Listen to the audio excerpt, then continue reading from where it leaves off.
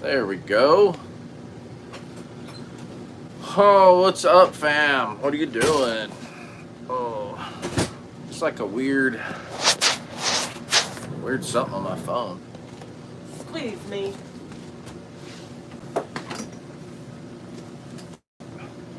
That for a second. Mess it up. Oh, it's like some weird light on my phone. Look at this line. Orb. Yeah, look at this line. You know what though? On the last one I saw that it wasn't there. It wasn't showing on. Oh yeah, they're pouring in now. What's up, y'all? Where's the plug at? So that plug does not work.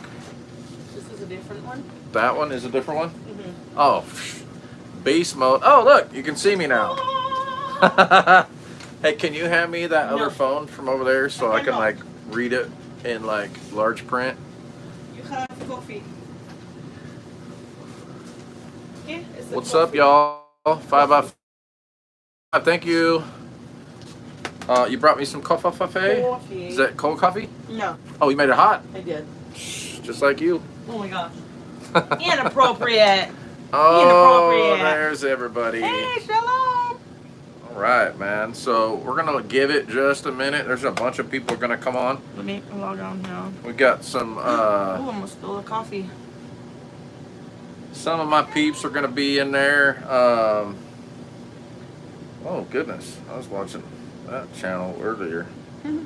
Oh, look at Buckets and Bibles is live. Shalom, Patty. Right. Yeah, I got Cue epic tunes. Yeah, exactly. Actually, we could play some beat. No. I would love to have some tunes, just a little bit, in the background, just like, so we could hear just a little something, almost like we're all at like a little party.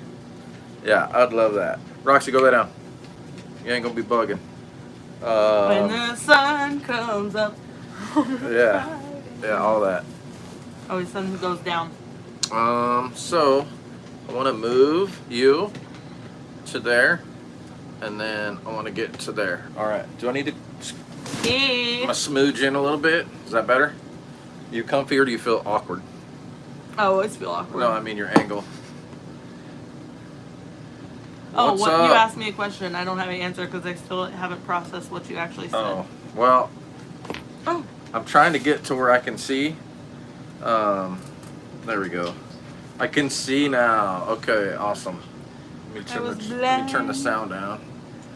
All right, so we got Maverick, Weedy Off-Road, Sheila, Kermode Bear, Sanchez, Nathan, Medic Mouse. That coffee is gonna get spilled, I think. Encouraging community. Well, we got 17 people, 18 people here. 40 time. Sauce and Kang, what's up, yo? Yeah, so I'm hoping that we got some people coming in the chat. Dude, you know what's really hard? Is I didn't know this, but like I got like two phones going, and like trying to check my notifications while live and then doing other stuff is ridiculous. It's not even possible. And I've got like 90 million notifications on this phone. And Does this have two wrappers on it? I just peeled the wrapper off. Oh yeah. Tricky. Yeah, I'm a rapper. What's up, Justin? Get your wrap on. That's not gonna work. I guess it will for a minute. What are you saying? Oh, the coffee? Oh no, where your phone's sitting. Oh, I see. It's also very dangerous. This is a big cup, big old cup. I mean, it's as big as it looks right now. Thank you, Goodwill. He did a mama-sized coffee cup. I was like, hey, can you bring some caffeine? She comes out here. She's gonna be up all night, son. All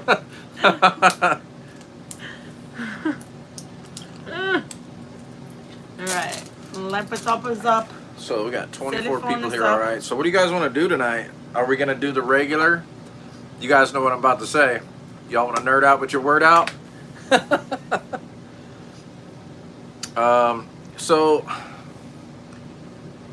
do you guys notice that we get a lot more trolls when the phone's upright?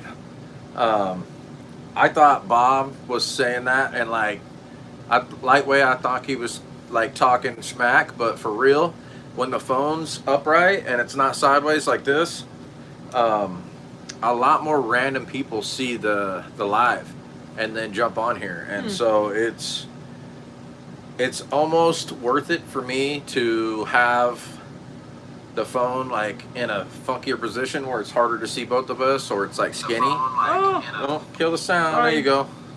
Winning. Start the. Oh, so we got it on all devices. Jeez 4. Louise. Okay. All right. Anyhow. It's because it puts the upright lives in the short streams. Oh, see, dude. It was saying that, but I was like, I don't really know if that's actually what it means or if it means something else. So, anyhow, you guys know how I get down. I can't read schnoozle. I like the notice in advance. Yeah. So I was trying something new. What's weird is I could not get on there. I tried to go onto the live that was preset, and I was hoping like it was just going to ask me if I was ready, and it didn't do anything. I was just in the chat, like I couldn't even do anything. Like we were waiting for Buckin's Bible. I'm like, I'm here. What do I do? I don't know what to do with my hands. Yeah. So anyhow. So yeah. What do we got? We got about an hour before Shabbat. Dang it, man. Wish the kids had a phone. They're like 9. Oh. Hey, can you bring me my shofar? Thanks. Oh, which one was that? Wait. Hold on.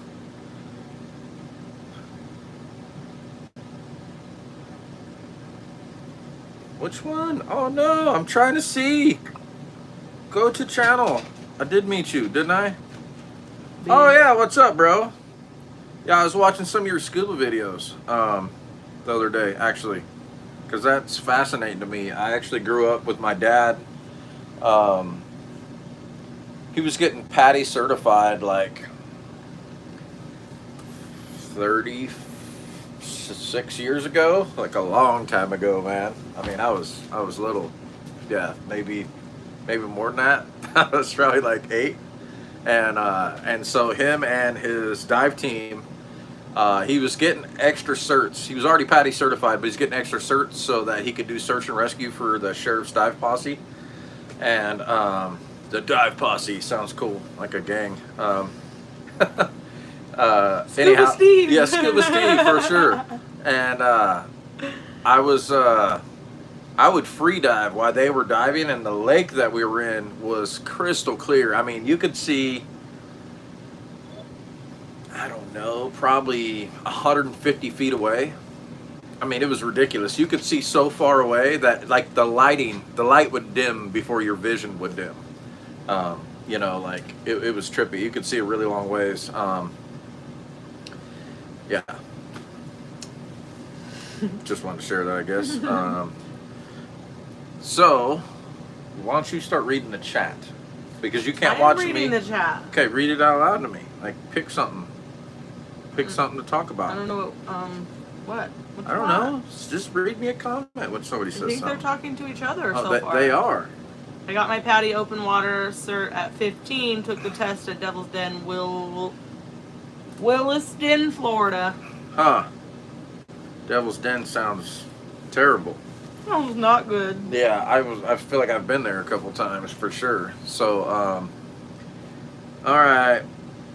So. Shalom, everyone. On we got Lone Star Living. Oh, Lone Star Living's on here. Double Bussing Homestead. It's got 9 people on here so far. Is Iron a bull's Wolf. horn an acceptable shofar? I mean, I had a funny comment for that. It was kind of inappropriate. So I imagine if it works. Does it make a trumpet sound? There you go. Yeah, I was gonna say something totally different. It was inappropriate. So I'm being good. I'm being good. It's a kosher animal. Yeah. I think as long as it makes a horn sound, it should be fine. Not a bad place to go climb. Yeah, dude. So yesterday I was done with my work week, and I drove a few hours to go grab some of the grindstone stuff because I figured the Bear Man in the chat, the deployment chat, I could see that they were getting ready to wrap up, and I knew we had a ton of trailers out there, and I was like, hey bro, you gonna come grab something? He's like, yes.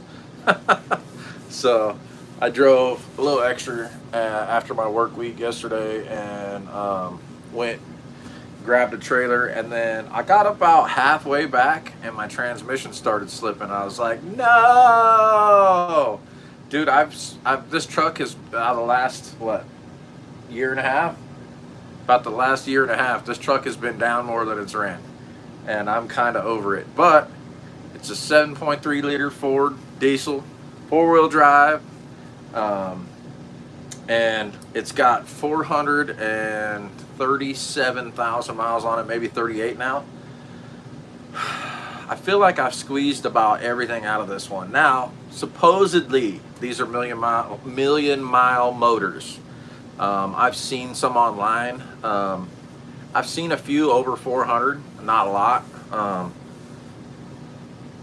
But mine's beat, man. It needs so much other stuff on top of it, so I'm not really sure. Matter of fact, when I got back, I've been gone so much, she's got a list on her mirror that says like all the honeydews, like all the stuff. And so every time I come home, I try to tackle at least one or two of those like right away. One of them was, yeah, that's definitely what it is, Justin. And it's terrible, man. I'm not reading the chat, babe. So if they're talking to me, you have to say something, okay? Because I'm waiting for you to finish, so I'm not interrupting you in mid-thought and okay, jumping thanks. around. Anyhow, so if it didn't have so many other things, I'd probably just, well, let's just throw some more money at it. But the motor's good. It needs a little bit of love.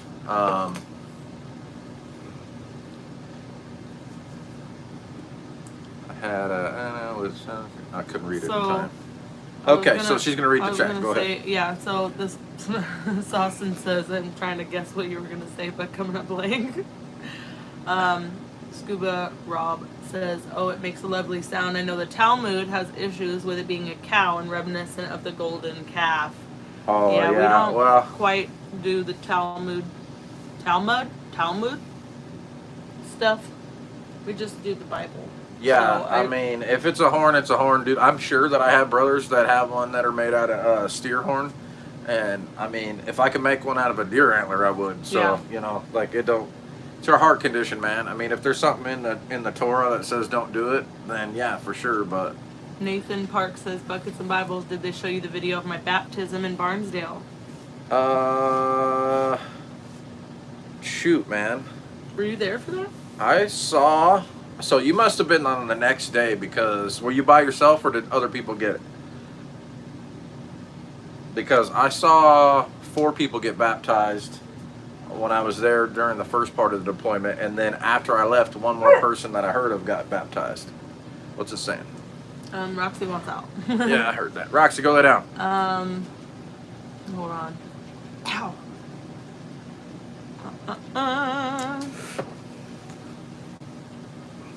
I got an 04 2500 HD 6.0 gas with close to 600,000 miles on it. Dude, how do you got a 6.0 with almost 600,000 on it? You must have spent so much money keeping that thing running.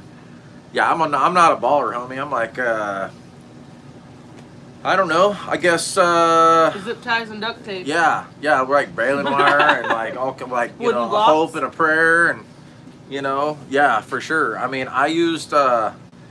Let me tell you. So my my column broke, and it broke where you have to turn the key and the guts on it and the inside of it, and so you turn the key and nothing would happen. It would just spin around in circles. And so me being like a little bit of hood rat, I figured out how to start my car with like the control box under the dash, without like peeling the whole column apart. And then my shifter cable, the column, like the arm that you shift with on your column, busted the guts on the inside of that. And then it was like, okay, well, I'm stuck unless I can get out and shift this thing. Well, I surely didn't want to get underneath my truck and try to shift it. So what I did was I put a block, I pulled it off the backside of my column, and it had a big bracket on it. And I put a block on my dash and just screwed it in with some wood screws, and basically grab it and like just shift gears with my hand. It was so ghetto. But I ran worked. it, dude. I ran it like that It for worked. like how long? Like a year, 2 years. A long time. I ran it like that for 2 years until I finally, like last year, put a column in it, and everybody's all, "Whoa, you can shift on there now." I'm all, "Yeah, it's regular. It's like big boy truck." All right, what do they say in the chat? Nathan said I was by myself. Kyle and Mike did it. Oh, snap! And then Awesome. Double Blessing Homestead says, "I'm Mike." Oh, what's up? Okay. 100-mile-an-hour tape and some hope sprinkled on top. Yeah, for sure. Who's that? Mouse? Kermode. Oh, Kermode. Yeah, dude. And Medic Mouse says I don't know if it's you or Nathan or Mike or whoever's on here. But they said I got a good video of you cutting the big tree you took down. So I don't know if that was to you or somebody in the chat. Say what? I didn't hear it. Said I got a good video of you cutting the big tree you took down.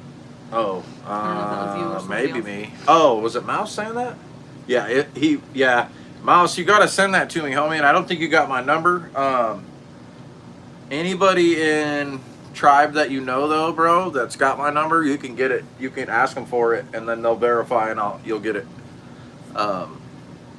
Yeah. Totally Panda. Yeah. So if you guys hear me called Panda, that's my call sign on the radio, and in some of the various chats.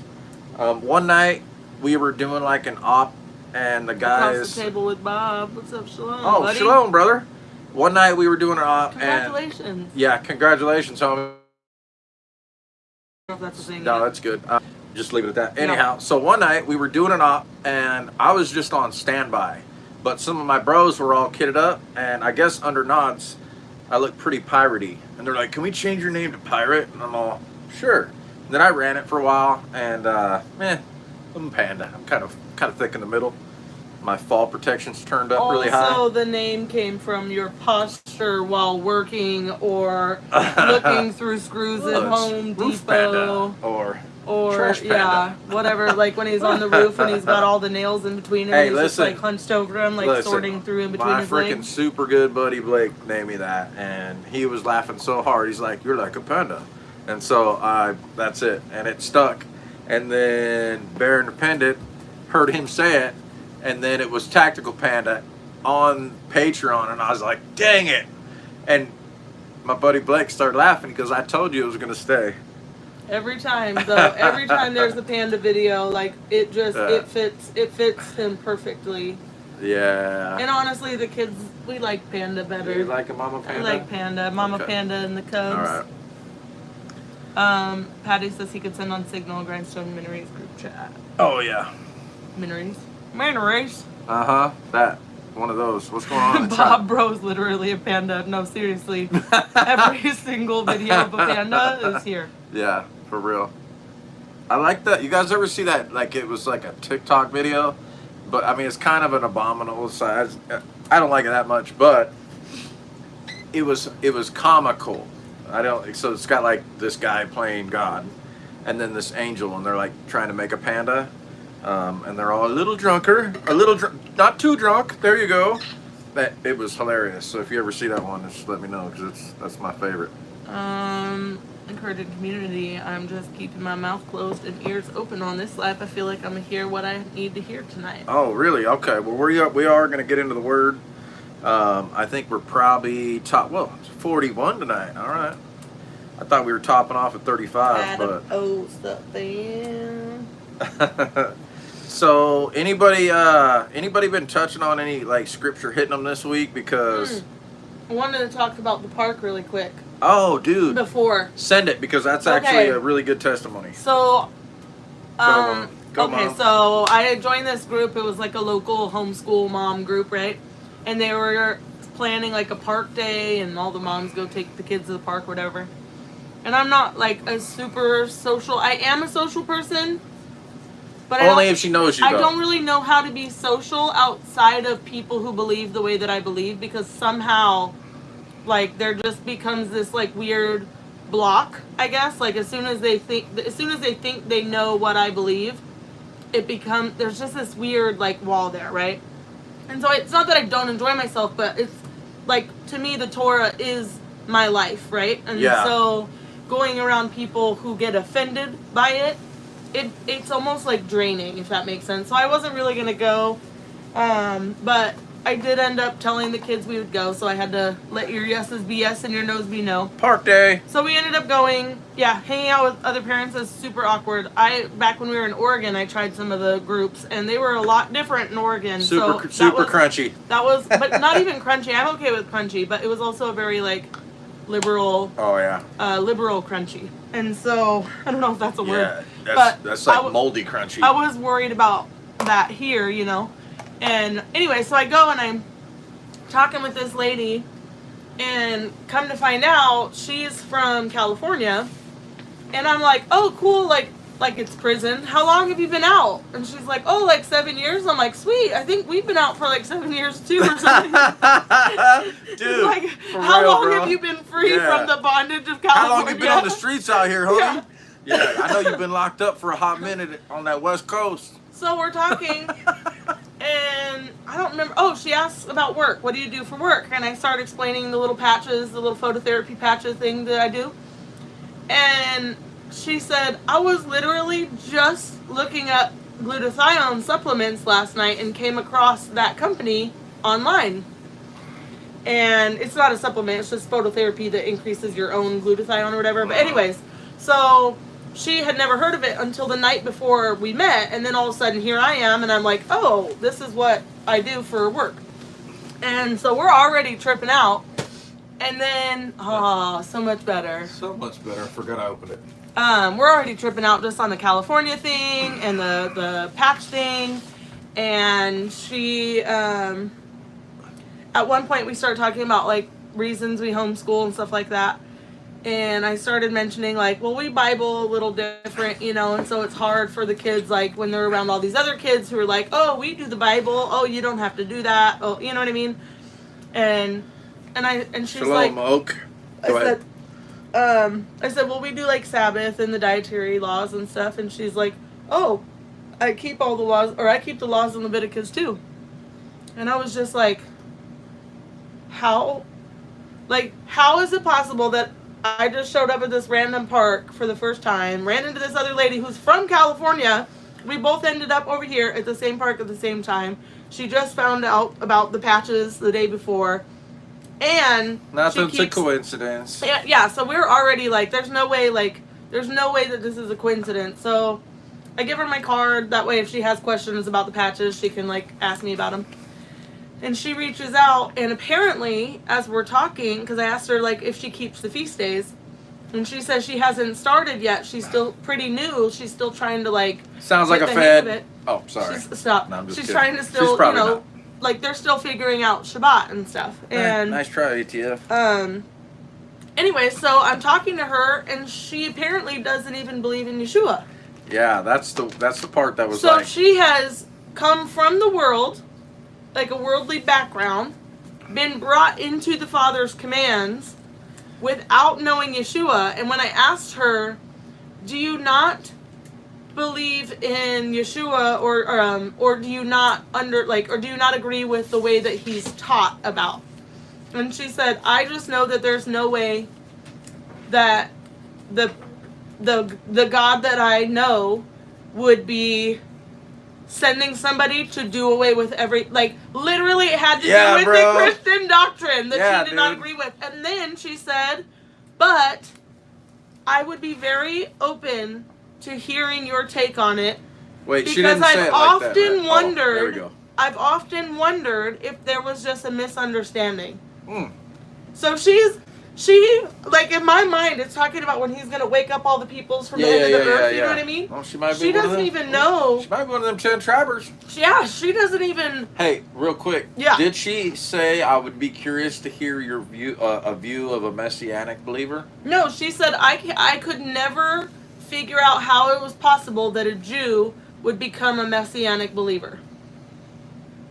Well, so, because it doesn't make sense. Well, so messianic isn't, I mean, that's not the same thing. But either way, what she's saying is she cannot understand how a Jew could ever believe in the Jesus of Christianity. The lawless Jesus? Yep. Yeah, it's not a thing.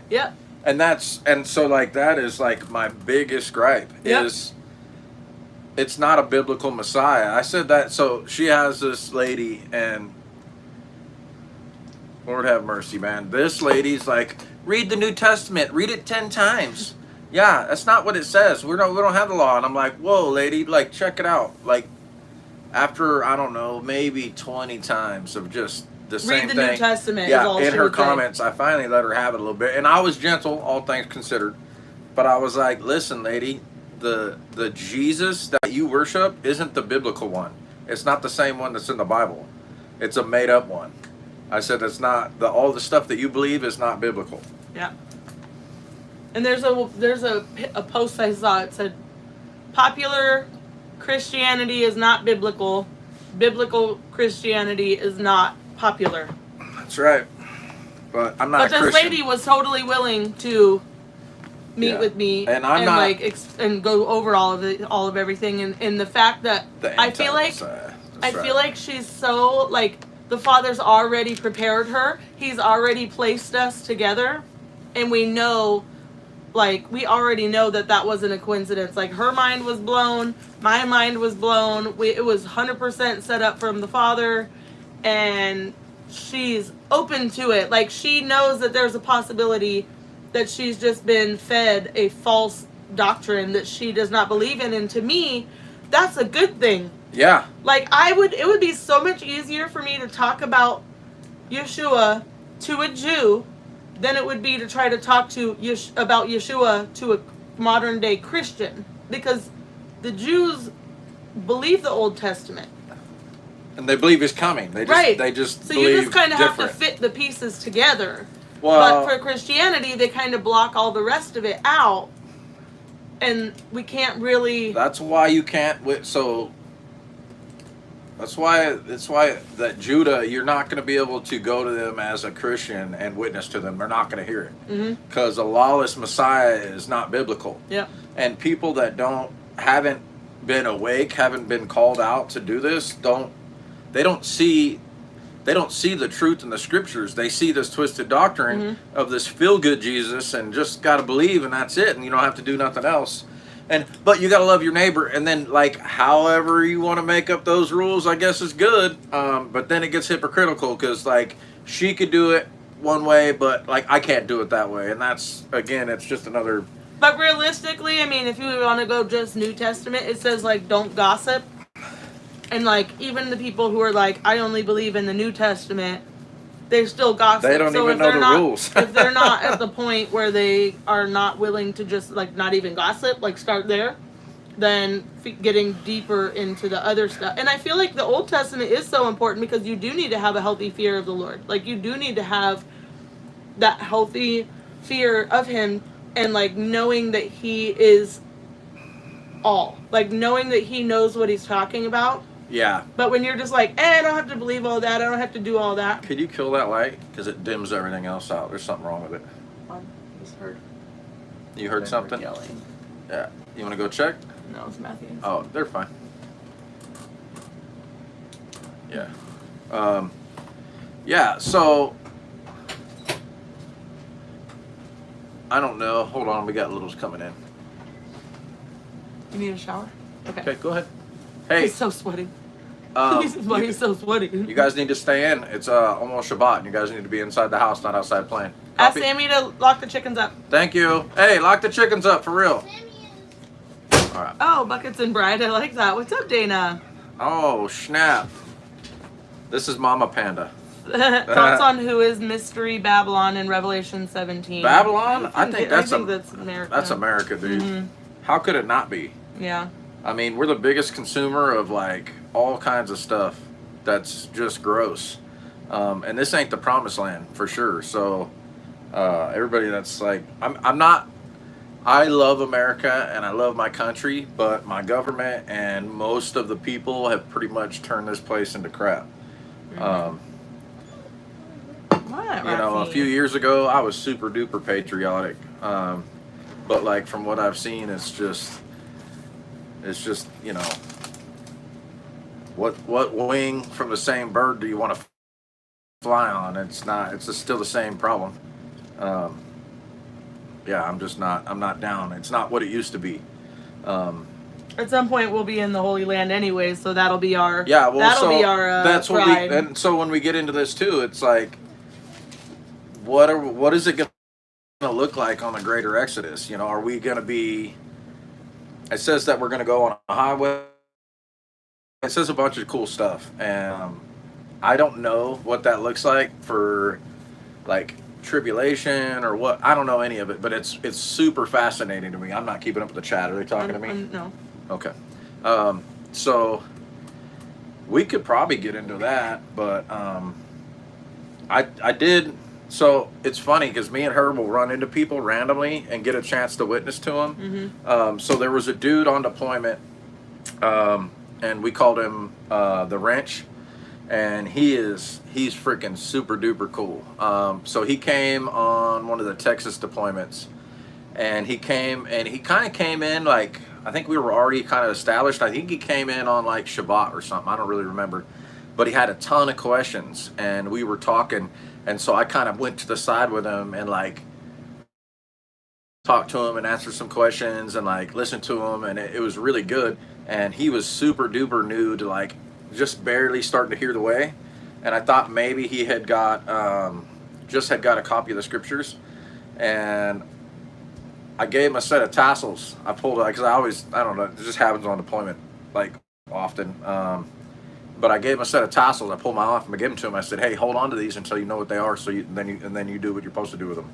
And he like looked at them and he's like, "Okay," like had no clue. And then I saw him on this last one in Barnsdall, and he was rocking them. I'm like, "Hey, what's up?" And he's like, "Hey, look." And I'm like, "Yeah, that's right, bro." Because he studied up. He's like, "Dude, it was so easy to see that that's what we're supposed to do." And I said, "Yeah, once the scales have been removed, you really get the opportunity to like take a hard look at like what you've been taught on what it says or means versus what it actually says." And praise the Most High, because I am so not worthy. I was just having a conversation with a brother the other day, and I was telling him like, I don't know what it was, but I had to like give him the full brief on my history. And I don't know, maybe it was just me remembering like where I've been and where I'm at, but I came from a super dark spot. Yeah, like living in the ghetto. The closest thing I can relate it to is like living in a third world country, because they're different rules on all that stuff. So enough of that. What's up? We getting in the word? We got, somebody said Proverbs 7. The whole thing. I don't know. Oh, I just happened to be there. Look at that. Warning against the adulterers. Maybe I'm coming in the middle of a conversation. You might be, but your job's to read that. So. Yeah. Hold on. Somebody else said 1 Timothy 4:1. Oh yeah. Mystery Babylon, Revelation 17. Oh, yeah. Let me hear. Watch. Let's go. Comfortably numb. I'm positive, dude, that it's us. Well, not us. I mean, it's America. It's where we're living. And honestly, you can't go into like a one world government like what Revelation talks about and Mark of the Beast and all that kind of stuff without America falling anyhow. Because the Constitution would ruin the plans of that. So it's gotta fall for that stuff to like happen. And yeah. I don't know what that looks like, but all right. So if I'm looking down, guys, like this, I'm either reading my scriptures or I'm trying to catch up on the comment. NATO, yeah, NATO too. So that's a tricky one though, man, because I think that guys outside, and all it takes is somebody that doesn't give a crap about NATO to hit the little red button on any of those countries, and it could just break out in a heartbeat. Or we could hit the button on a country thinking we're just or whatever. Who knows? Get hacked, and we're all of a sudden we're hacked and launching missiles at other countries, and then everybody nukes us. Who knows? It don't take but a second. And so when you get into this, so like I do this on a lot of Shabbats, I'll get into the first couple seals in Revelations, you know, I don't think we're far from the first three. And like, I think the precursor for the first seal was kind of like COVID, but maybe not quite, but kind of close. And I've been studying those because those are kind of the kickoff of stuff happening, and everything before that, you see signs. What happened to 2017? I think we had one of the prophesied signs in the sky with the woman giving birth and the dragon and the sun at her head and the moon at her feet or something like that. I can't remember exactly the words, but interesting anyhow. What you looking at? SAR stuff? Somebody, well, man, I don't know what that means. Yeah, somebody said, have you seen the statue at NATO building? I'm not dude, you know what? I heard something about some crazy something at one of the NATO places. Yeah, I don't know if it's that one. Maybe it is. Also, the statue at CERN. Is that what it is? I think CERN has some crazy. Look up the CERN one on there. The statue in front of the CERN building. Or is that what it is? CERN? And wherever it is. Yeah, look at that, bro. Yeah, some pagan god. Yeah, bro. That looks like the freaking Starbucks logo. Oh, for real, bro. Yeah, for real. It's Ew, what is this? What's she standing on? Looks like a baby, dude. It's twisted, homie. Oh, no. Super twisted. Gross.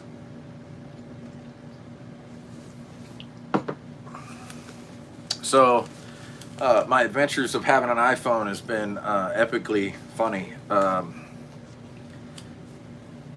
I'm really struggling with it, man. It doesn't work like an Android at all. It's like so different. Hold on, I'm trying to read the chat. I have a question. I was thinking about selling my tattoo stuff, but I'm concerned it's a stumbling block. I'll be offering to somebody. Input, anyone?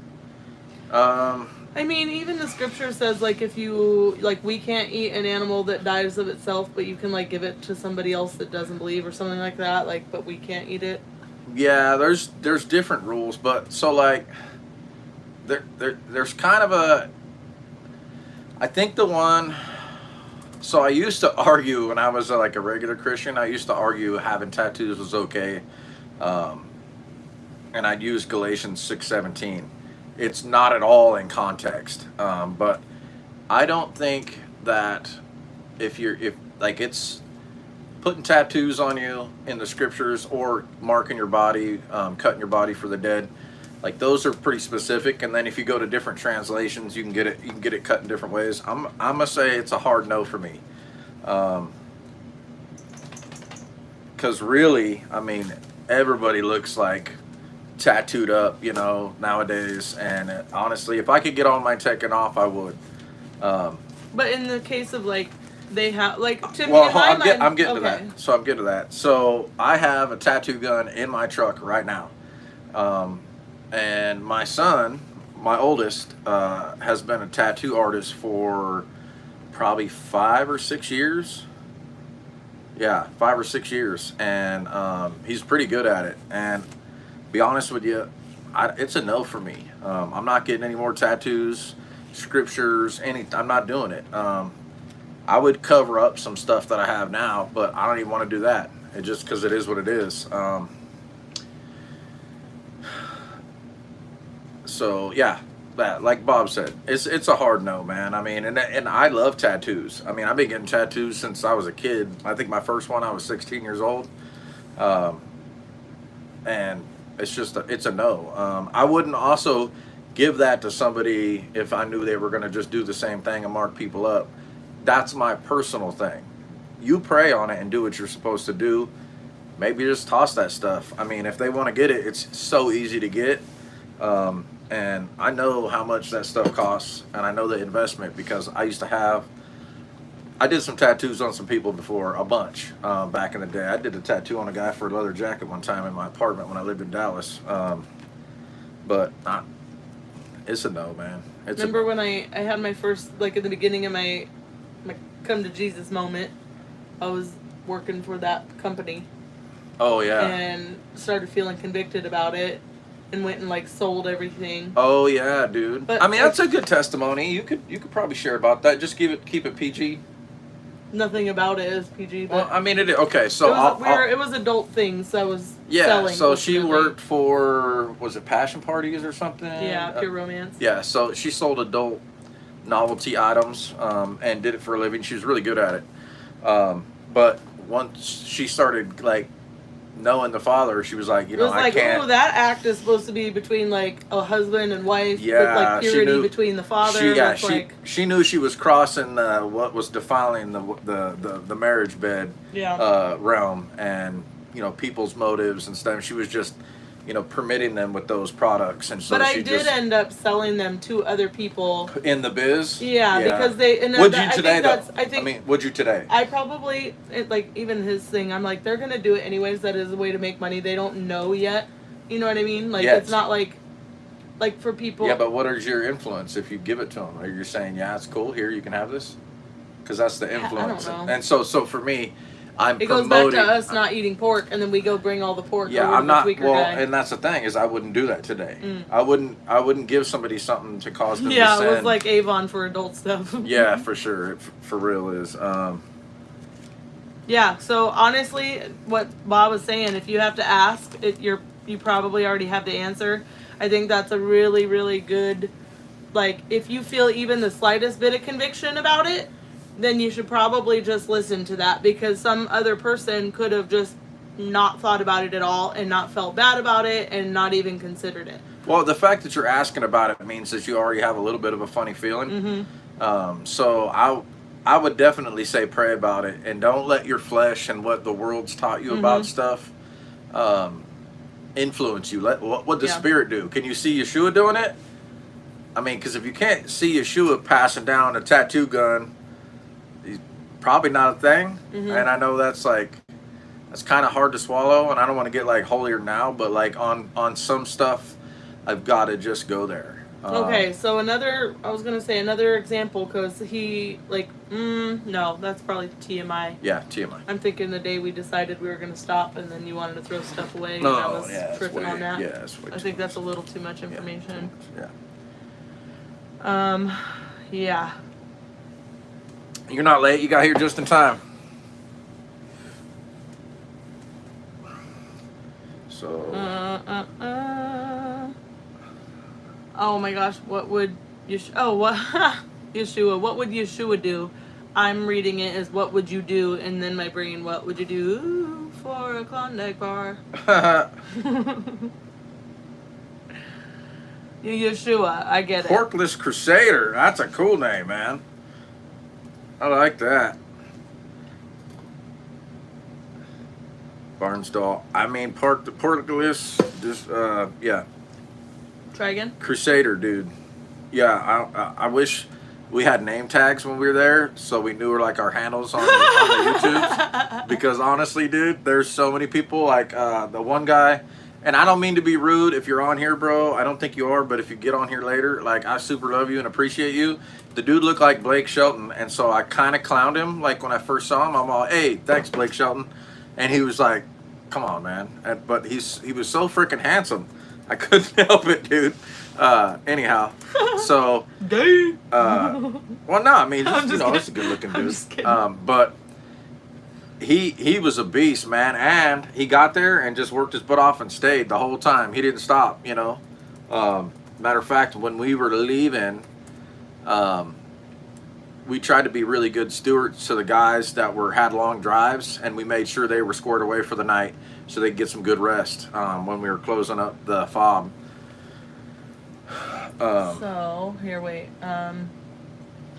Oki's Brian. Okay. boss has a question. Oh, whoa, yes, it's Zach. I love Zach, man. That dude right there. That dude. I don't know what it is about you, Zach, but I like you a lot, bro. You're all right. Yeah, shoot me a text. Yeah, this next week, man. I like to chat it up with you.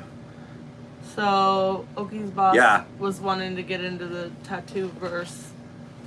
She said, I've been wondering about that verse. Okay, hold that for 1 second. Okay. Hold that for 1 second. So Zach, Zach left. So he was going to leave, like, it was like Shabbat, and he was going to go home. And I said, hey, dude, stay for the Midrash. Stay for the Bible study. And he stayed. And he's like, man, I'm so glad you told me to stay. This was awesome. And then he left. And then he came back. Yeah, he is a chainsaw beast. Any dude that's going to carry a 462 all day and not just like dropping trees, but like bucking up stacks, beast mode. Yeah, guy's an animal. Appreciate you, brother. All right, let's go for it. What's the one? I've been wondering about that verse, the do not get tattoos, do not cut yourself verse in the word. I'd like some clarification there. Sorry, this is kind of dark, but like people who self-harm, question mark? Oh, well, I mean, I can't speak on that. I mean, I guess I could. I got some scars. Leviticus 19:28 is that. So it's about, yeah, I mean, there's making your marks on your body for the dead.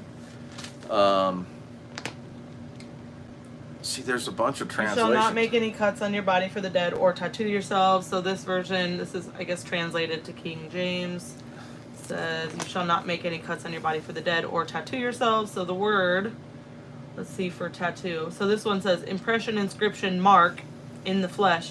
Perhaps a tattoo. Perhaps a tattoo. So a letter or other mark branded on the skin.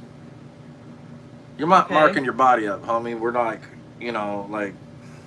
Yeah, write, describe. So it comes from the word to mean to write. So don't write on your flesh. Or draw. Or mark it. Yeah, just don't mark your... But yes, I do think in that sense of... we could take it all the way there if we look at it like this, too. Is we can go like, did Yod not do a good enough job on your body that you feel like you need to decorate a little bit more? I mean... That's so these little convictions that I have personally are like how I had to justify it and use like Jedi mind tricks on myself because my flesh strong, man, and it wants to trick me into doing all kinds of stuff that ain't got. There's the Father and his ways, they're not like ours, and he doesn't think the same way as us or any of that. Okay. Hey, come here for a second. Did Sammy lock the chickens up? Okay. I like that he's like, he already did. He said he's coming in to get something. Oh, okay. He's whispering very quiet. He was just mouthing it. Doing a good job, buddy. Yeah, he's doing good. Hey, BT Dubs, don't be walking around outside in your chonies, Holmes. And I was definitely the self-harm person. So yes, I'm going to say that is probably talking about that as well. But it does seem like marking yourself with either letters or cuts or whatever. Like, I'm assuming people were branded, right? Yeah. So I don't know about branding. Are you allowed, like, I know we could put it all, like, if you decide you want to. So piercing's totally different. Yeah. I mean, piercing's different because they Rebecca had a nose ring. They had nose rings. There's earrings. There's all kinds of different stuff. And doing the awe, that's a different thing because that's you saying like, hey, you somebody that paid your debt, that has been good to you, basically, that you want to stay because you love them, or you appreciate their debt and you're ready to go, and then you don't do that. That's a whole different thing. Yeah, bondservant. So that's a whole different thing. But I don't think even in the like making a hole in your ear in the doorpost, I don't think they're like throwing a hoop or a big, gauge in there or something like that. I don't think that's where it's at. But that's my opinion, and I don't know it all for sure.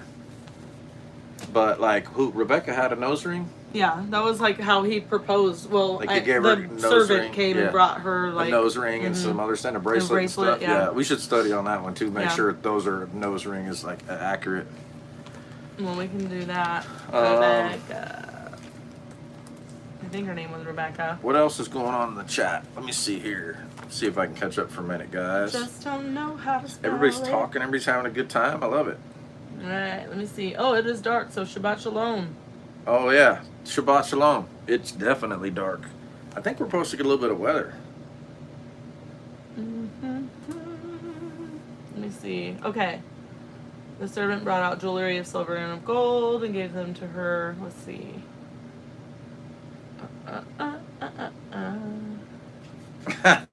No 90s hip hop earrings. Yeah, if you see me with like a big old hoop, go ahead and just give me a little Panda smack, okay? Genesis 24. Trying to recoup. Yeah, I was gone for a week and then had to go like hump and do some hard stuff. Not quite solo, but almost on some of it. And then left the job site, went right back to Burnstall to grab some equipment. Yeah, I saw it in the chat, bro. I'm tracking Oak. I appreciate you, brother. Where is it? I should have just looked up the actual verse. Oh, and I don't know if anybody here saw it, but did you guys see Angry Prepper there? I don't know who's in the chat. That's a big dude. He's pretty swole. 22. And I arm wrestled him the first time I met him in Kentucky, and it was a tie. And I think it was a couple Sakots ago.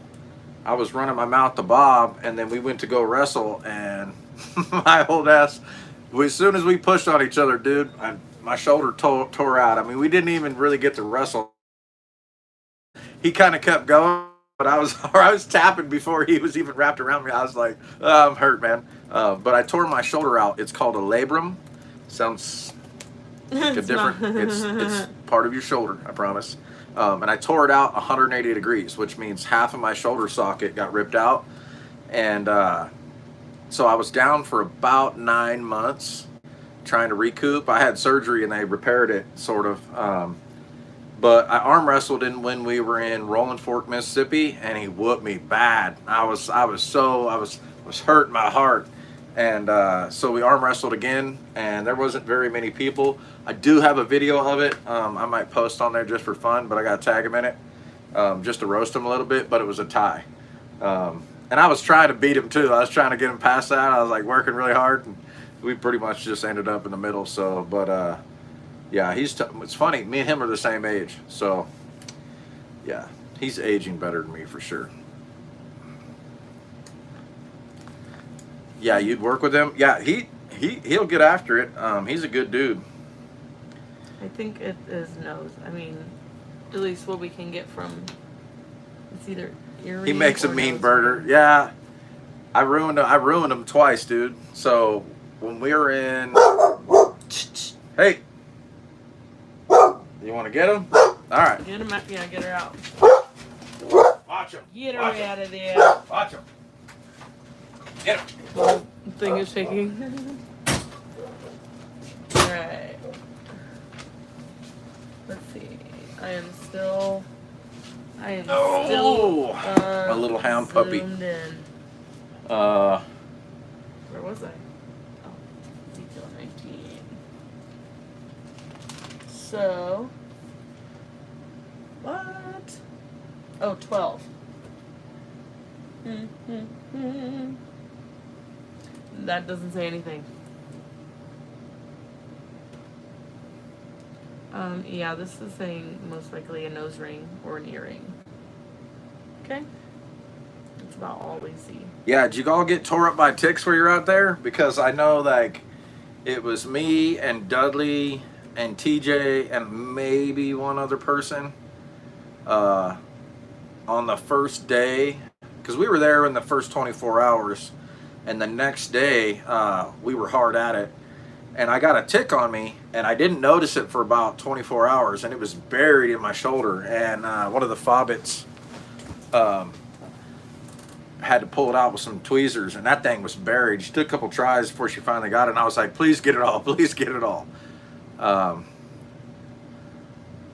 Yeah, I had some in some not easy to get to places, which is always fun, and then I had one on my shoulder.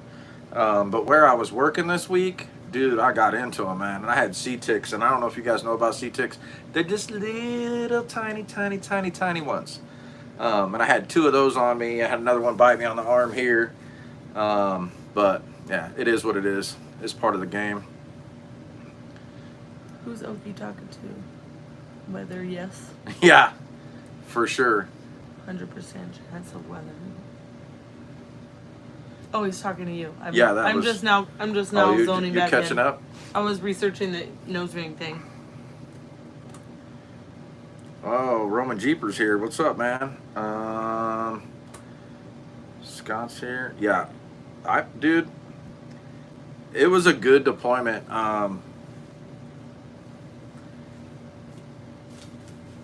really grateful that they let us they turned us loose on the Sector 5 that we were in, because it was really good. It was good timing. It was good for the community, and like kind of the downtown area, as tight as the streets were. It was rough. So I think it was like day 2 or 3. In Sector 5, there was a lower loop, and it was probably, when we got there that morning, it was about 200 yards of unpassable trees in the way. And me and T started bucking, and we got about 100 yards in, and then we had to move up top because there was only just a couple of us. And then I think on 2 or 3, I was like, hey, let's get a team down there and see if we can get that cleared. And I think on day 2 or 3, they spent most of the day just bucking big trees that were in the way and trying to get stuff pushed.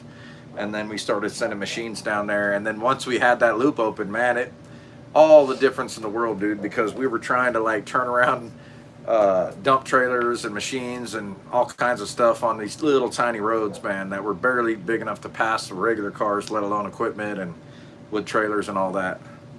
I was fixing to go down. No. I'm just trying to at least not disappear from the rest of the life. Yeah, I'd go back to. Thunderstorm watch. Tornado threat one. Okay. Oh, you don't sector. Yeah. Yeah. So. All right, we were talking about TX. TX are bad, kid. Yeah. So Galatians.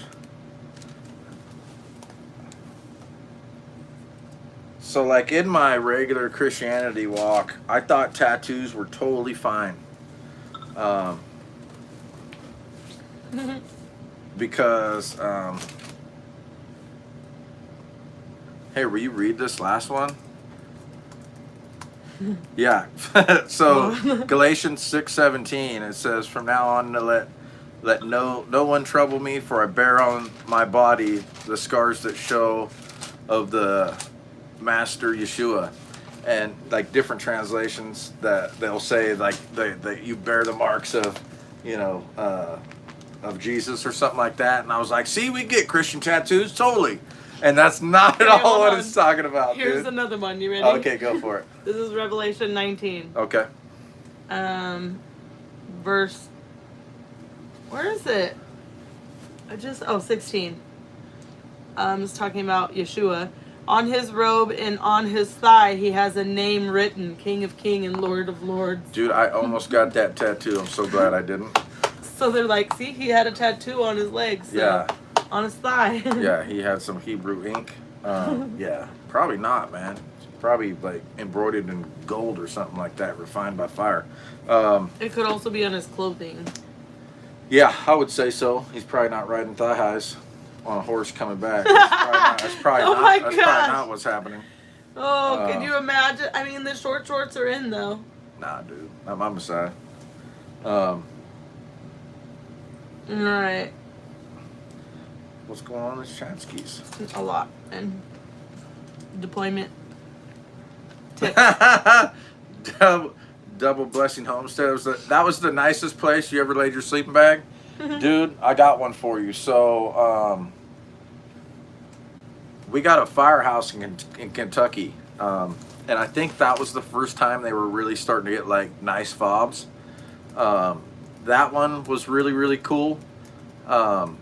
But like the firehouse had like all these rooms with bunks in them, and then that overflowed quick. And then there were some couches in like the team room, like the chill room, and then we had like where the fire trucks were. They pulled a bunch of the fire trucks out so we could have all our supplies in there, and there was people with air mattresses all scattered through there, man. It was freaking super cool. Same with the Texas one. We had a cool fob, and there was another place that was a pretty cool fob. Was Rolling Fork. That one where we were at the old armory. That was freaking cool. I like that place a lot. That was and I don't know about the people in Rolling Fork. I think it was a Leland. Leland is where we were actually fobbed up at. Leland, Mississippi, man. Those people loved us. They treated us so good. Chief of police, mayor, like anything we wanted. They were feeding us 3-4 times a day with hot meals. We didn't even have to cook, which was super crazy, because they were just bringing so much food for us. You know, and it's the same on every deployment. You get where they want to bring you, like, you know, bacon burgers or something, you know, and you gotta, like, hey, like, we don't eat any kind of pork. And the easiest way I found to explain to people who don't know, especially when I go to restaurants, is I'm allergic to it. Because then they know not to touch my stuff with it, or any of its products. And a lot of times I have to, like, lay it down to them. But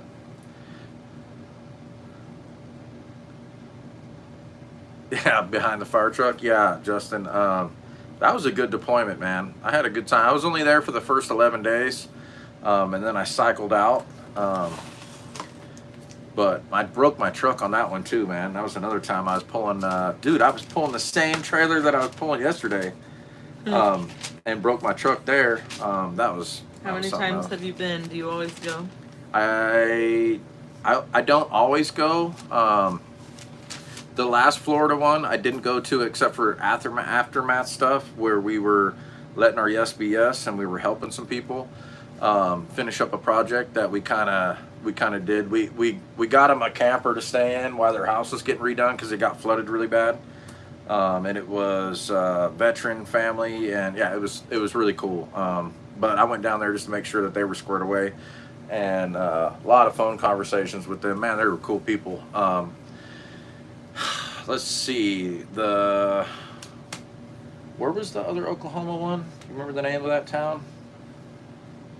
Idaho. That one, I was only there the first night that it happened. I was there for the first maybe 20 hours.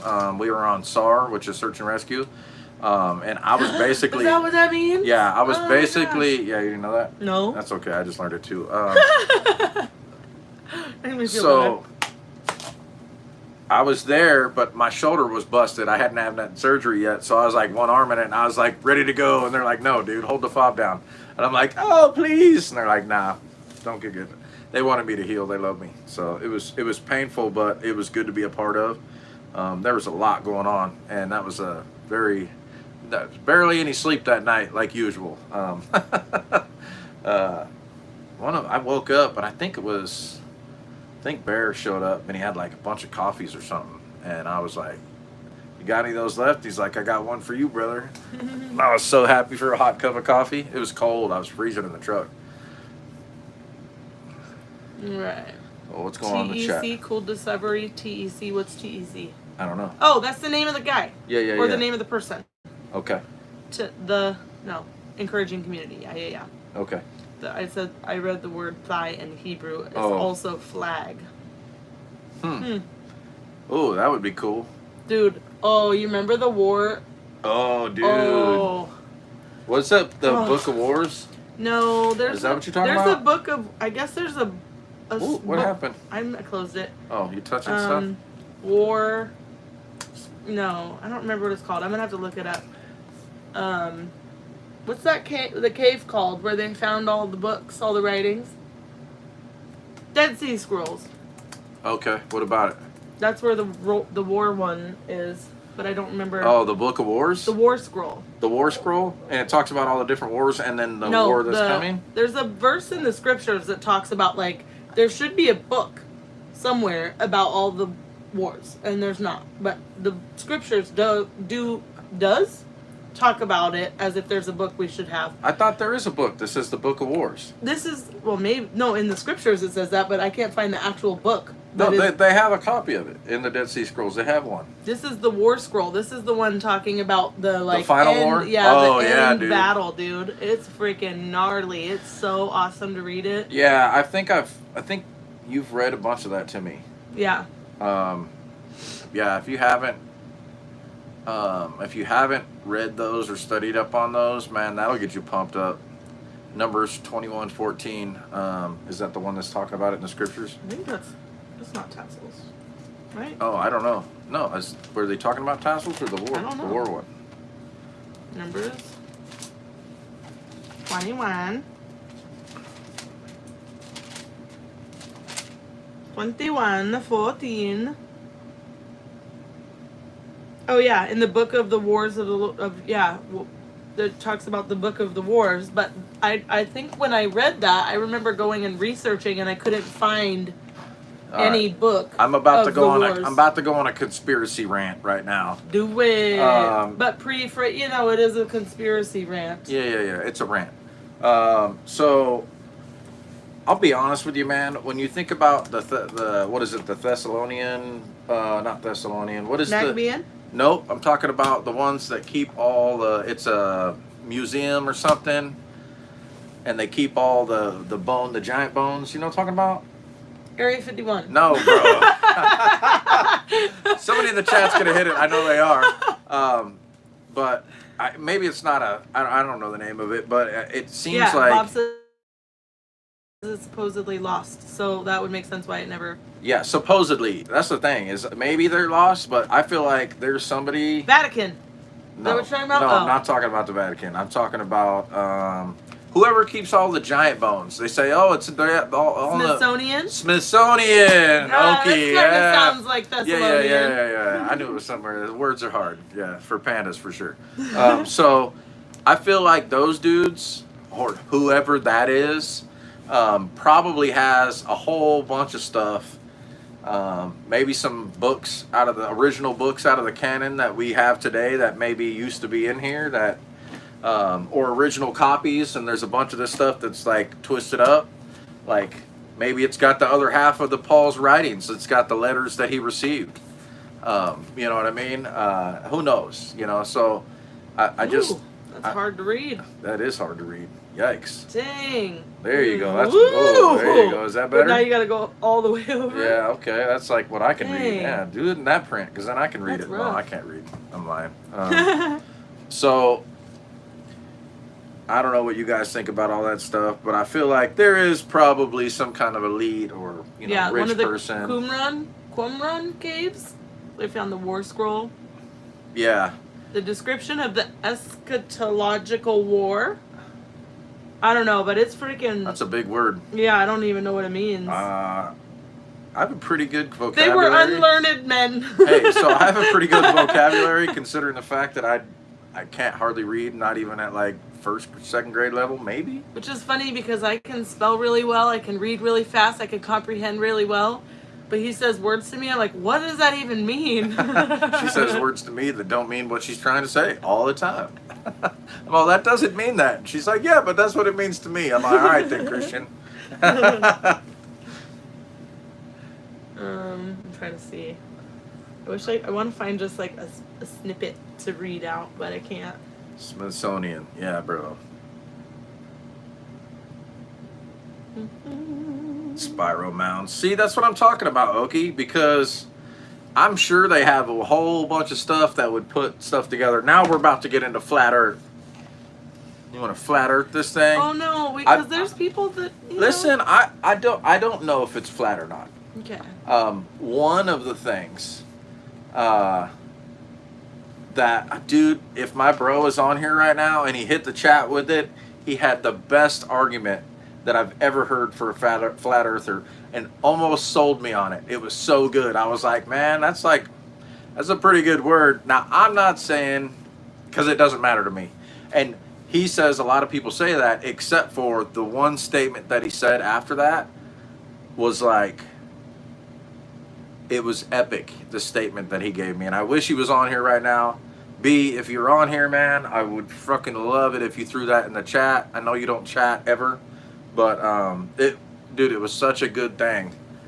Yeah, Nobody can. Well, and that's the thing too is eschatology is the study of the end of the world. Oh. All right, so that makes sense. That's why it's the last battle. It's like the final battle. Yeah. Of all the sons and all of the evil all gonna go to battle. It's a really great freaking yeah. Like it's really good. Yeah. Just give me some kind of. I want like a samurai sword, but like a really long one. I think it even describes like your flags that you're supposed to have with you and like all that. I bet you they're not rainbow. That's the whole purpose. The whole reason I'm there. I'm still back where the guy said the flag, the thigh meant flag, and my brain went flag, and then I had to research this little thing. So the war scrolls. That might be, but I mean, pretty sure that's like. You either have a biblical worldview or you don't. Yeah, and I think that's the thing is a lot of people like I got a buddy, so biblical worldview. That's a good thing for me to springboard. I've got a good friend of mine that I have been friends with for 20-something years. If you ever heard my testimony of the dude that comes to visit me when I'm locked up, he was the only dude that I knew. He knew Yeshua, and he knew the Father, and I knew this dude did. And he's lightweight, kind of a weirdo, but like an innocent one, not a creepo. And just the kind that you can't quite figure out ever. Yeah, he like wants to stand like all up in your face when he talks to you.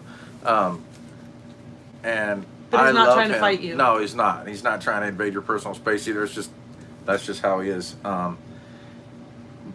But he really believes all that propaganda about how Trump's going to take the country back and it's all this, it's going to be all the nonsense, the Q stuff and all that. And I can't get down all that, man. It's like, they're just smoking opium, and I don't smoke any of that stuff anymore. So I can't get down with that whole silly ass show because it's not biblical that things are going to get better. It's biblical that things are going to get crappier. And the person that comes in supposedly trying to make that pleases everybody and makes everybody think that the world is going to get better is the one that we're supposed to be fleeing from. So peace and safety. Yeah. Then you bounce to the mountains. Yeah. Some people think he's a Cheeto Jesus. So prepare for prophesied hard times, man. I mean, it's like preparedness for me has always been based off a biblical principle that things are going to get rough. None of my prepping, well, I can't say none because as a... He said hopium. Yeah, hopium. So as like a... I don't know, man. I was kind of a career criminal. I mean, not kind of. I totally was. But I don't really want to say it like that because I'm not that. I was telling somebody this the other night. So you guys that don't know, I was a super bad drug addict. I was all the way as far out there as you can go. And to think about the lifestyle that I lived before, I can't even imagine doing the things that I did. Like it's just beyond my mind. It's like he brought me full circle where that stuff doesn't make sense anymore. And it used to make sense. It was like the mindset back then was like, this is just all that I knew. And now that I've been away from it for as long as I have, I know way better. And I know something. I know him, I know him and I know his word and I know truth and I know the spirit. And it's so different. It's so different for me to like have the life that I have today. Just for me to like go fishing is like weird. Like if all the people in the hood that I used to run with just saw me out fishing, just having a good time fishing, they'd be like, that dude's on one, and it's because it didn't go with the lifestyle that I lived. I lived super duper crazy stuff. What's up, Texas T? And so like, if there's any doubt in you, like you're not good enough, or you can't come to the Messiah and be redeemed, you're tripping. And I'm definitely not the worst of the worst. There's way worse people out there. But if he can redeem little old me, he can redeem you too, man. And it ain't nothing like you think. And the people that he picks aren't how we think about people. They're not at all how we think or look at people. It's not the same. Like, he doesn't see us the way we see us at all, not even close. And just a tiblet of like, just what's a tiblet? I don't know, just tidbit, tidbit, you know, like smaller than a piece of sand. It's like the mustard seed amount of love that he shows us in the little flashes that I get of how much he loves us. Uh-oh, I got her on one. It blows my mind that he can see that. Uh-oh. She had to tap out. Did I get you? I got her. She's on a silly one now. We're live. You better reel it in, girl. Yeah, reel it in. You're gonna ruin that makeup. What's going on in the chat?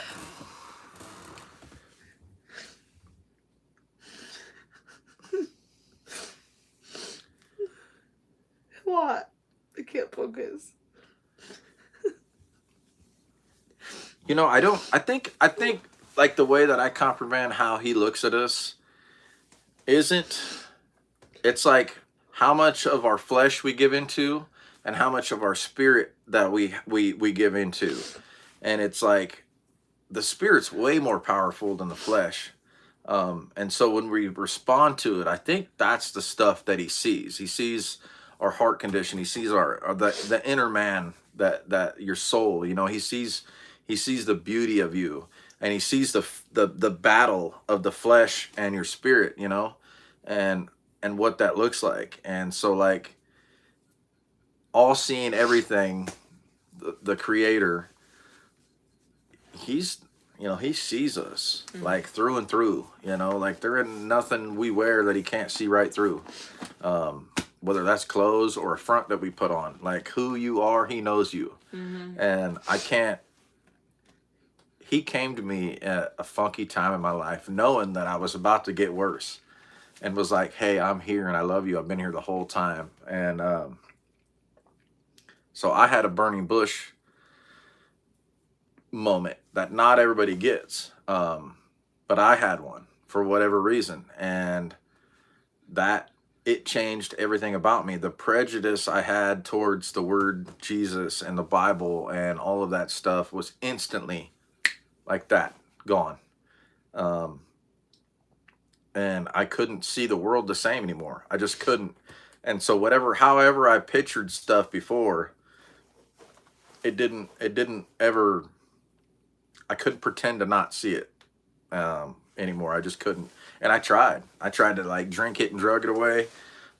It doesn't work, you know, like once he had me, he had me. And I think he knew that we were going to be sitting here right now. There was no surprise, you know. There's no surprise. So What does it say? He wants for all to something and reach repentance or something. Like, that's what he wants for all of us. Yeah. Ooh, wait. I'm going on a trip. You're going to go on a trip? Well, tell the people what you're doing. Nope, I can't until I have it. I cannot believe I'm drinking coffee I have right to now. make sure it's a real thing.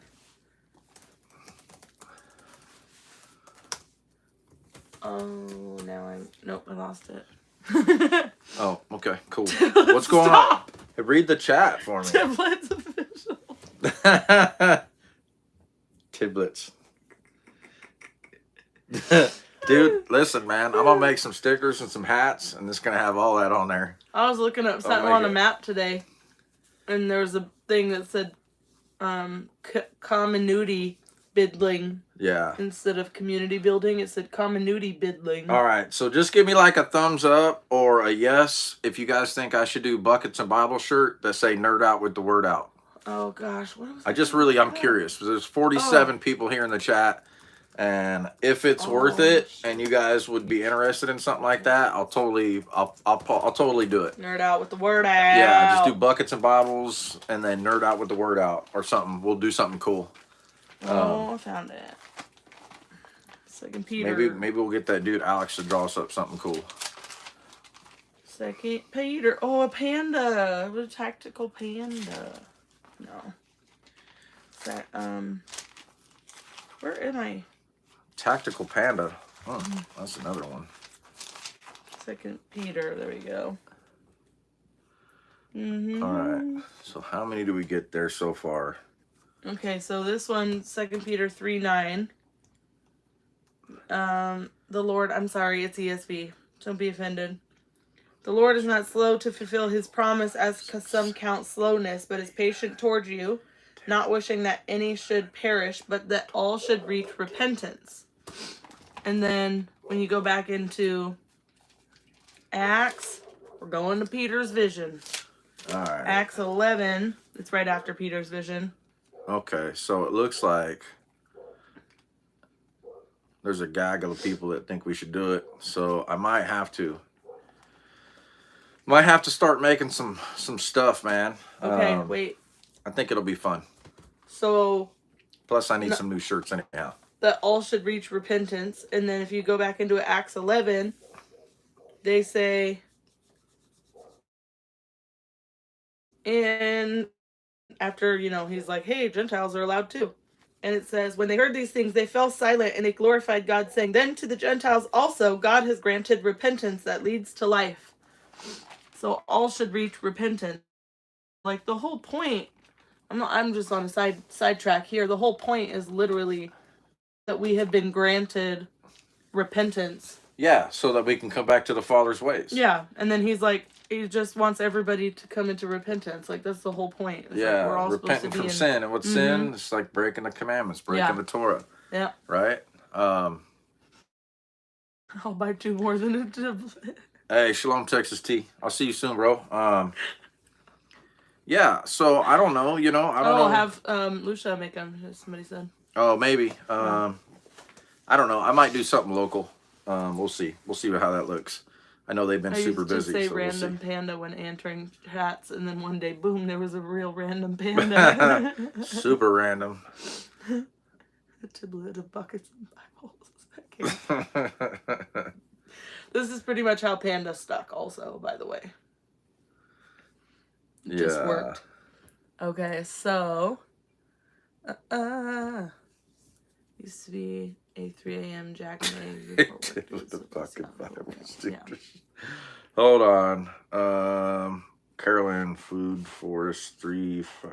What are you saying? Hold on, I'm trying to read somebody's name, bro. What's that one? Carolyn? Mm-hmm. Food Forest 355. Okay, yeah, that was a tongue twister for me, so good job. And then, what's she saying? Everyone needs to share your channel to get you over 1,000 subscribers. Dude, I'm so close right now, which is weird because when I had like 40 people on here, I was like, look, there's like 40 people. It's organic. And then, of course, my bros are all throwing out there, Shalom, Texas T. Viking Preparedness, Pastor Joe. So, I guess he didn't know I had a channel, and I got to see him and SK the other day, and I told him, he's like, you got a channel? He goes, what's the name of it? I'm going to subscribe tonight. And I think it was that night, or yeah, maybe that night, he was sharing some of my stuff on Patreon, which was like, oh man, dude, that hit me right in the feelers. It's an honor for somebody to share my stuff. I super duper appreciate that. And there were funny ones too. What was it? Tactical Garden. And I did that one, and then I did Finding the Ultimate Mag. That one, dude, because me and you prayed diligently for a couple years about fellowship and like where we were supposed to be. Dana, I didn't know I wasn't subscribed. But welcome to the channel. Yeah, welcome. Yeah, welcome. So, yeah, dude. I'm probably going to do Patreon at some point, but I don't know. Maybe. It just depends. I think I like the randoms. I like the little randoms. Well, the thing is like, I'm not going to do like the Bible stuff we're doing, which is mostly what we do here. I'm not going to charge for people for that. And I don't know that I'm interesting enough on the other stuff that I do to pay for it. I mean, maybe. Oh, you're interesting. Yeah, but then I'm going to get a lot of weirdos on there like, oh, I like this guy. Yeah, and then they'll be like, hey, sell me some socks and like used ones and all this creepy stuff. Bleh. Yeah, they got a lot of like really weird stuff out there. Nope.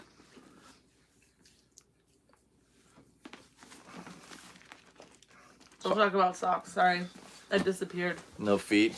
My brain disappeared for a sec. Yeah. Anybody else? Your brains ever just stop and you just kind of sit there for a minute and you don't know what you're doing? That's like, yeah, for sure. All right. What should we read? I don't know, man. Anybody in the chat want to get anything specific out of the scriptures tonight? Like, I could do this. We could go through different... What if we did this, love? No? Okay, bye. Great, nice chat. Where are they? There we go. Yeah, that's a good word.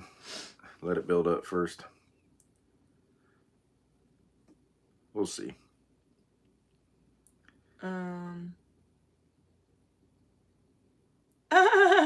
We didn't know you were Mrs. Bucket in Bible's groom. That's So funny. they're I saw. Oh, they tried some of the patchy patches. Oh yeah. They were one of the ones that came off our tees. Oh sweet. What do we got here? So I feel like, hold on, charging to hear. Yeah, honestly. So, well, I'm not gonna. No. No. I'm filtering. Look at me. I'm filtering. 1 Timothy 4:1. Yeah, I'm down. We can jump into that one for Okay, sure. so I was gonna say I have my little dietary document. I did end up finishing it, and I'm kind of waiting for people to check it out and just get their approval. Not approval, but just getting people to kind of... You talk to the people. Okay. I'll be right back. I'm trying to get people to like look through it from different, like, I want some like hardcore Christians to check it. I want some Torah observant people. I want some more of the like messianic. I want some like maybe agnostics, atheists. I don't know. People who don't believe. I want different kind of eyes to check it and see how I can edit it to be make sure I'm not like ridiculously, like, I'm not gonna apologize if the word offends somebody, but if there's something that I'm doing that triggers something or is off a little, I want that to be kind of checked before I put it out there, you know what I mean? But the document itself ended up being 20 pages long. And I am a person, I like the books. I like having paper in front of me. I would rather print the document and just take notes on it and highlight and write all over it. But I know that there's also people that don't really want to sit and read 20 pages. So I was going to do a video of it. But one of the things while I was like reading through, hold on, let me get to it. Where did it go? One of the things here is to recognize, like, one of the sections, I guess, and I really feel like it's good to go over this part. Let me see.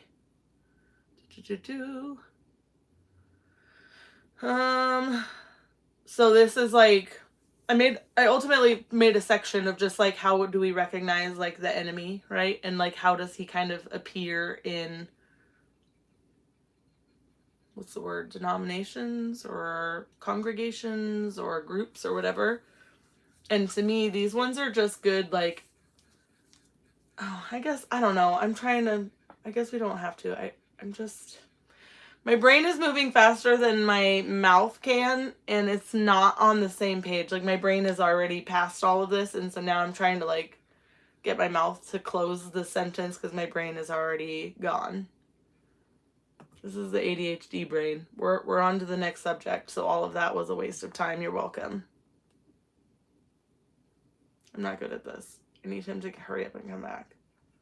Please don't leave.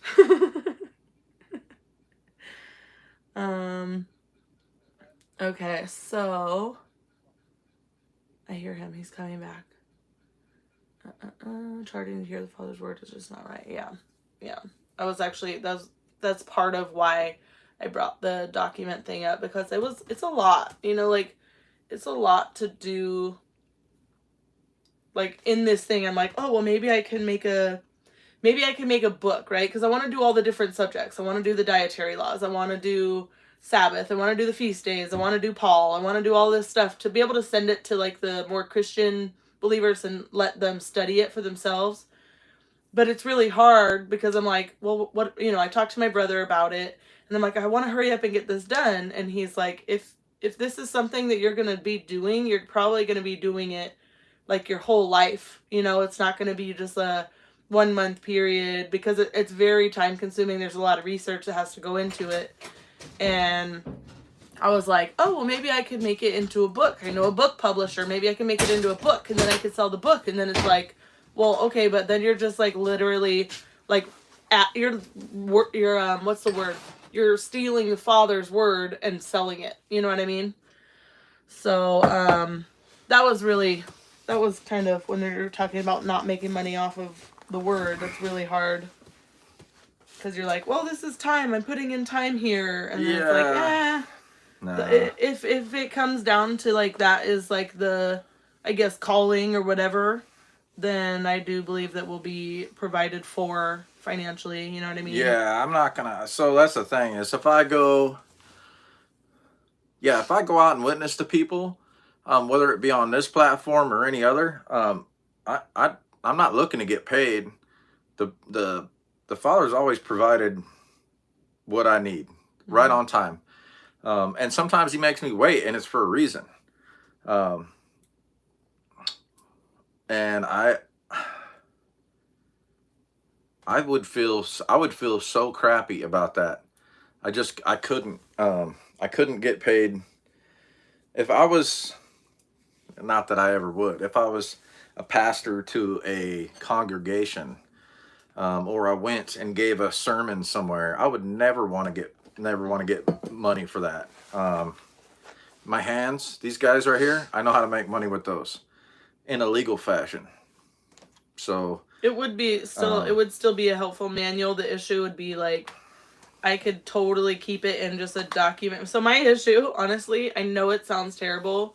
My issue is that like, if I were to just let it be like totally public out in the open, that somebody else, as I'm like, we are just going to give this for free. And if people want to print it, they can print it or whatever. If I'm like, hey, we're just going to have this wide open, then somebody else would come in and then they would try to like turn it into a book and go make money off of it or something. I mean, yeah, they would. So I'm like, still like, I still want to keep it like. I mean, copyright it. I don't know. Can you copyright it? If you write something, you should be able to copyright it. I don't know what that looks like or how much it costs, but. And, it's just like the scriptures. Like, it costs money to take something and print it. Yeah, that's the issue is we could make it into a book, but that itself would cost money at cost. To charge, to, like, be able to print it. Yeah, like, we're not Bible salesmen. So is that what you're saying? Yeah. No, we're talking about the document. No, I know what you're saying. I'm giving that for an example. Yeah. It's like, I'm not trying to, like, and it sucks because to me it's very simple. It's like, here, this is the Bible, like, read it. It says all this in it, but you can't because the translations are so out there, and it's like, when they read it, it looks like facts, like it looks like, thus he declared all foods clean is real. Yeah, it looks like, and it's not. It wasn't real. In the original writings. They added it in, the interpreters added it in.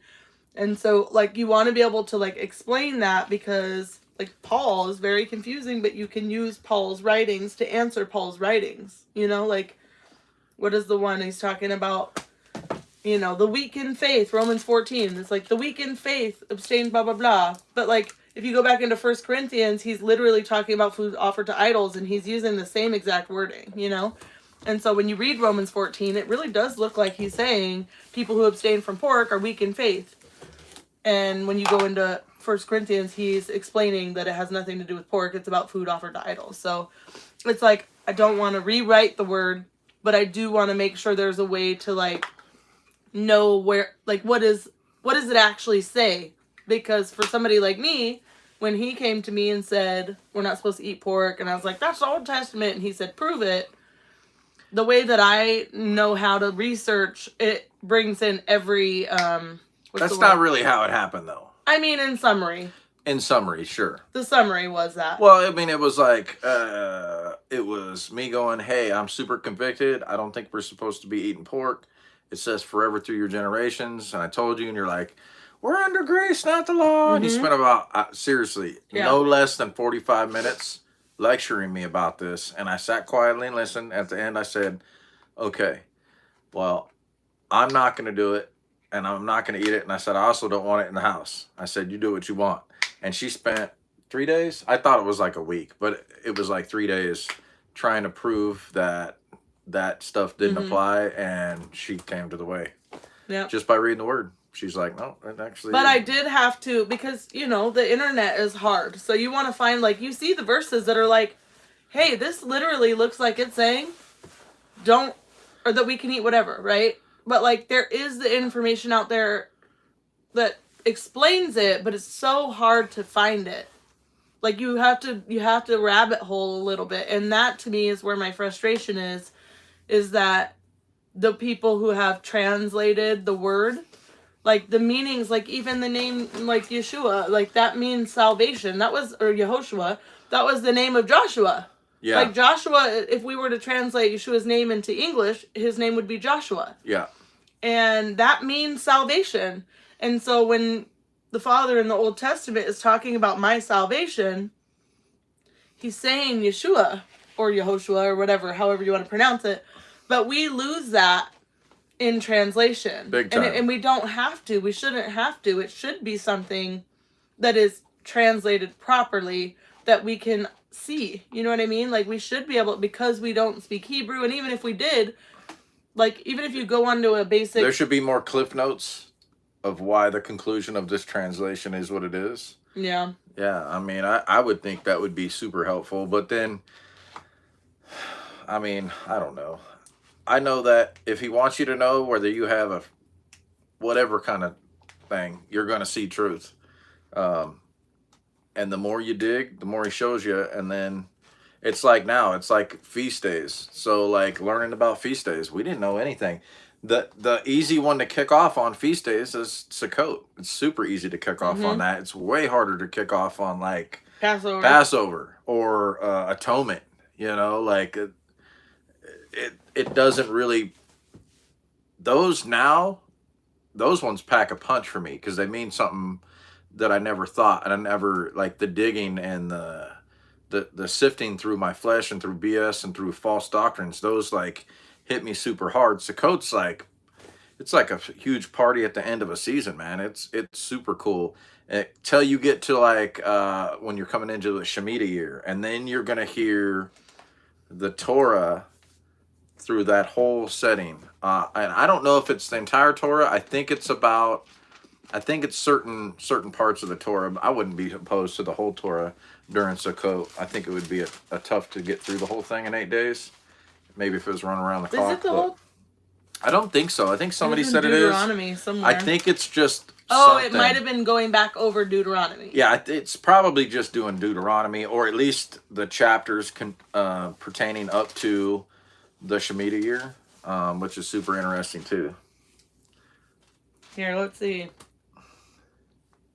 But yeah, so like every year, what I was trying to get to is every year during the feast days, I read up on them. I study up on them. And not that I don't read them when we're doing the Torah and stuff, but I like really study, all cross-reference and look and see how the application I could do better, or maybe I'm doing stuff that I shouldn't be doing. And it's a learning process. You know, none of us do it perfect. And when we have, the second telling, so none of us have any of this like perfect, you know, we don't do it perfect. And I don't think that's the point. I think that honing and refining your understanding and growing is got to be part of your walk. You know, you've got to be able to sharpen yourself, and you got to be able to pick up your shield and know what it looks like when you got your sword. Like, you need to know these things, and they've got to get stronger, and you've got to get better at it over time. I'm a slow learn, so it may take me 20 years to be able to just bust something out scripture for scripture with somebody that's really good at it, like her and TJ. They can buzz through it and grab the information and like Rolodex, pull it back up and go right to it. I don't have that gift. And so mine's a little more raw, but I also reach a different audience than they do.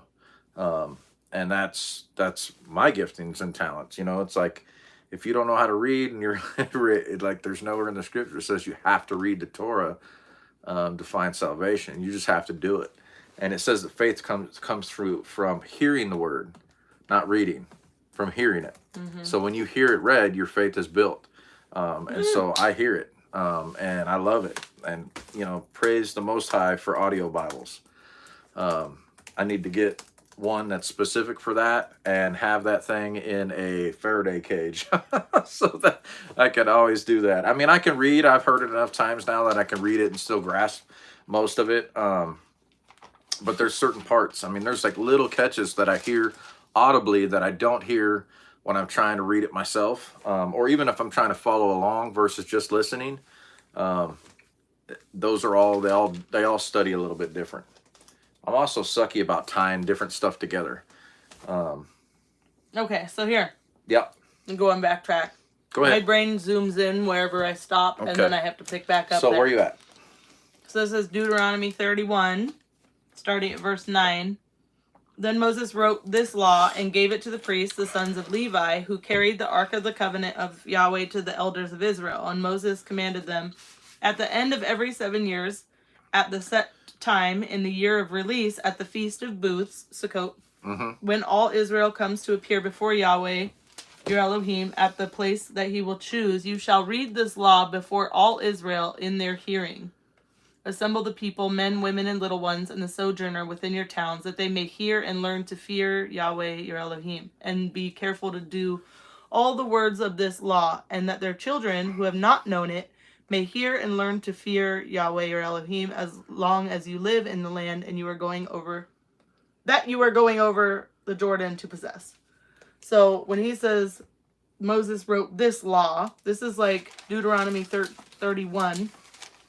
So we don't know if this is like referring to just Deuteronomy, or if he's talking about, just, what is it, Leviticus and Deuteronomy maybe? I don't know. But either way, if you did them all and tied together, I thought it would be appropriate. I don't think you're going to do it wrong, except for not do it. Yeah. But and it makes sense because there is a generational break usually where, they get to know the Father and they come back to his word and they get all fired back up, and then they get lost in Babylon and the word gets kind of buried. And then all of a sudden, I want to say it was like Joshua or Josiah or somebody was like, whoa, we found this word.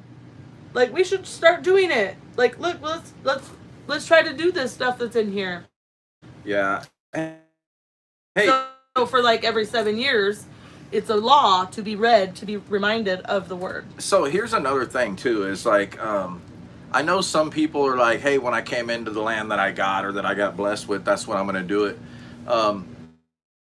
I feel like that's cool, and I grabbed that idea and I kind of ran with it at first, but the Shemitah year is something different. It's a unity thing in the body, and I think it's really hard to experience the blessing and the perseverance through those times, and with the garden and the experience.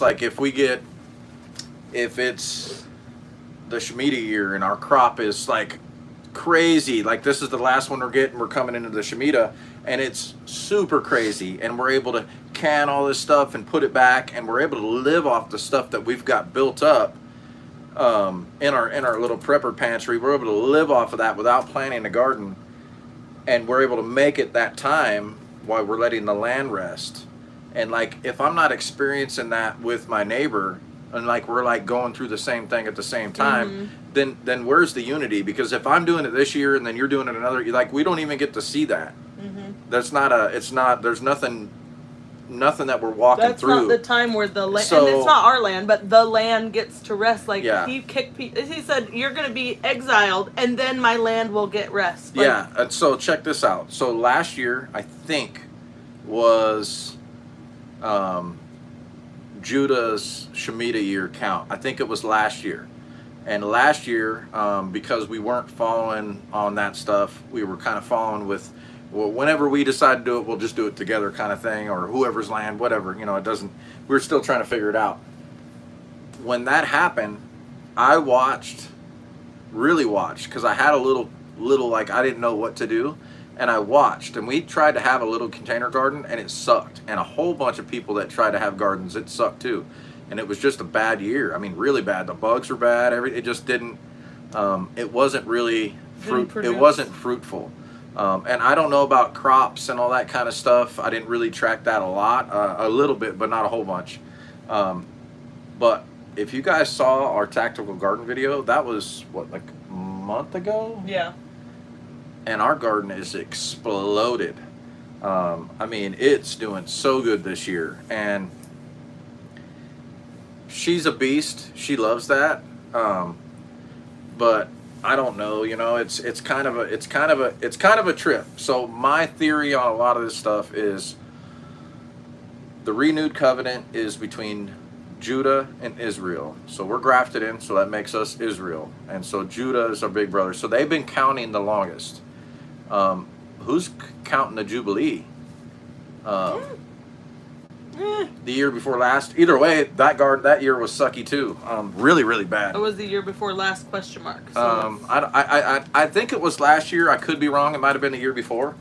But dude, the reason that I think that nobody's got it right, even Judah, but the fact that they've been counting longer than anybody else is one of the things that sells me on it. And yeah, they were in Babylon and they lost count. Who knows if they've got it right? They still have been counting longer than any of us. Out of all of us, who's counting Jubilees? Nobody. It's like, I don't know anybody that's even keeping track of that. Maybe there's people out there that's been keeping the way for a long time. That's not in the land. That's out here. They're messianic or whatever. 2021 to 2022 was the last Shemitah year. Yeah, and so it's kind of a trip for me. Figuratively speaking. Okay. According to the interwebs. Okay. So. And everything on the interwebs is facts. Yeah. So either way, both of the prior years sucked. 2022 to 2023. Who knows? Yeah. Who knows, so dude? Yeah, who knows? So either way, I think for me, I'm gonna do with whatever my fellowship does, unless I'm like super duper like the Father's knife handed me. I'm gonna do that. But if it were up to me, I would probably be leaning a little bit more to the count that Big Brother Judah has, because they've been counting longer than any of us, and there's gonna be. Everything can be, all the calendars can be proven yes and no. All of it has a little bit on both sides where you can argue that. I'm not. Also, if you think about the prodigal son, I'm not breaking. Big brother was the one that remained. Yeah, the one that remained. That's it. That's the story about Judah is the big brother that remained the whole time, I think, and that we're going to be the prodigal son coming in. Yeah, I think so. And so. I don't know, man. I mean, I don't want to. I wouldn't break fellowship over calendars. I'd rather do multiple feast days in a row than break fellowship with other people, because I don't think that's the same thing as Christianity, man. Is oh, you believe different than me, we're going to do our own thing over here. Yeah and no. I mean, and I get that there was 12 tribes and they all had their own little twist on stuff.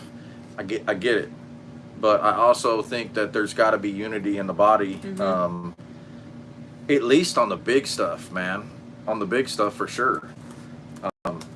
And realistically, to me, like, this is one of those things where, like, if you research the word and you feel convicted about a certain calendar or a certain issue, and you want to bring it to your brothers and say, hey, this is my research, this is what I found, and they go research, everybody's prayerfully considering. And then everybody gathers and they're like, I went through all that, I just don't see what you're seeing. Like, cool, at least it was out there. Yeah, well, but and that's... to just say, like, I'm going to do this on my own because everybody else is wrong and I'm the only one doing it right. It's like, the more you learn about Scripture and all of these facts that people separate for, the more you realize that we're all doing it wrong and nobody's going to have it right. So the fact that we're dividing over it is just ridiculous, because unity is one of the most, like, important parts that we should be focusing on. You know what I Well, mean? yeah, and another thing is I don't. There's 41,000 different Christian denominations, man, and there isn't unity in that. And I don't want it to mimic anything like that. And I'm gonna, there's things that I may not agree with, but when it comes to high holy days and feast days and holy convocations, man, I want to do it with my people, and my people are Israel. Even if you're not my brand of Israelite, which there's a lot of people that are not probably super duper Panda fans that keep the way, and that's okay.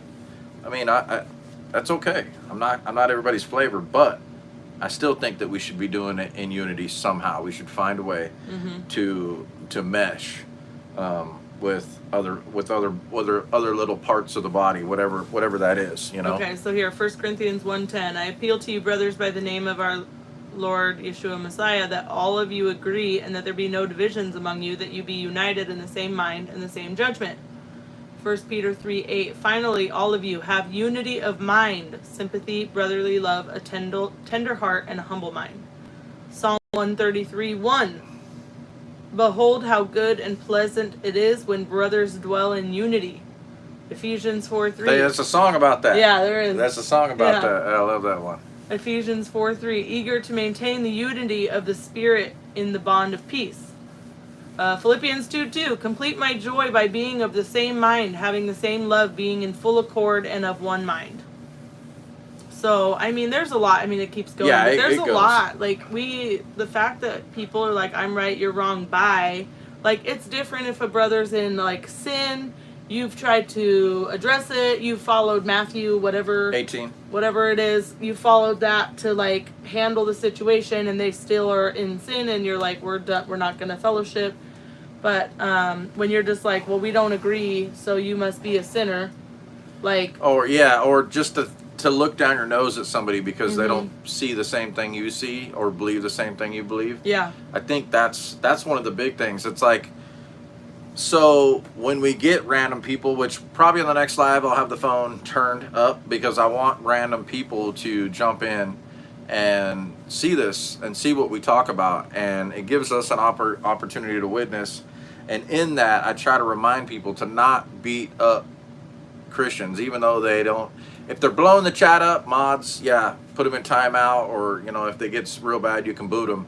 But for the most part, we're fishing in a large pond, all of us, and every once in a while we'll get somebody to bite, and that one out of 1,000 crappy comments that we get, or funky doctrine, the one bite, the one person, and we can just plant that one little seed, makes it all worth it. Yeah. For me. It makes it all, and if it's not worth it, if it becomes not worth it for me, I'm not going to do this anymore. Because that's the point, I think, for me, is this is a platform where I get an opportunity to fellowship and to witness and to share with people in the faith and people new. And outside of that, I mean, I can just do this like with my neighbors, but I get a chance to do it with you guys, which is huge for me. Especially that there's a bunch of people on here that I met on deployment, and there's a bunch of brothers and sisters that live in different areas that I know.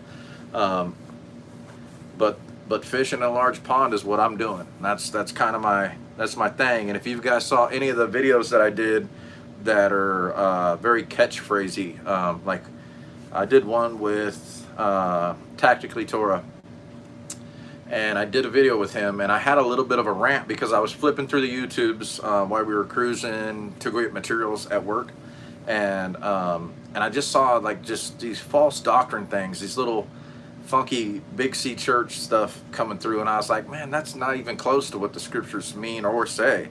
And they were talking about repentance and all this. It was like, look, dude, you don't even know what that means because you don't even know what sin is. If you don't have a definition of sin, how can you know?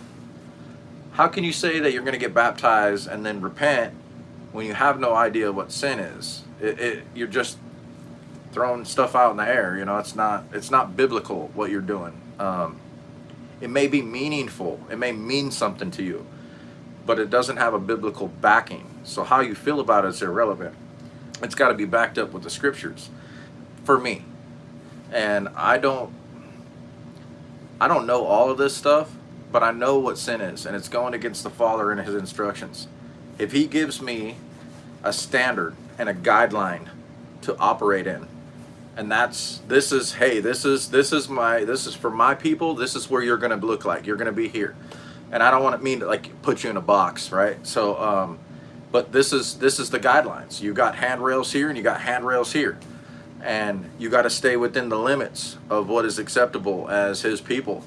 And you got to worship him in the way that he wants us to worship him, and not in the way that because we're going to mess it up. We're human. We do a crappy job. I mean, look, we're going to get a golden calf tomorrow if we're not careful. Mm-hmm. Like, because that's how quick, we're just dumb like that. And so it had to be written out so that people know.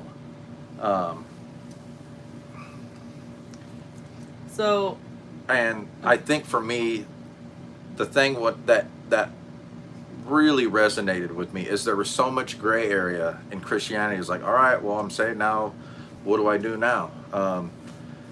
Okay, so what do I got to do to, keep whatever this is? And it's like, all right, just be a good Christian trying to sin. I'm like, all right, cool. So I guess it's just like, don't do the things that make me feel bad, because it's not the same for everybody.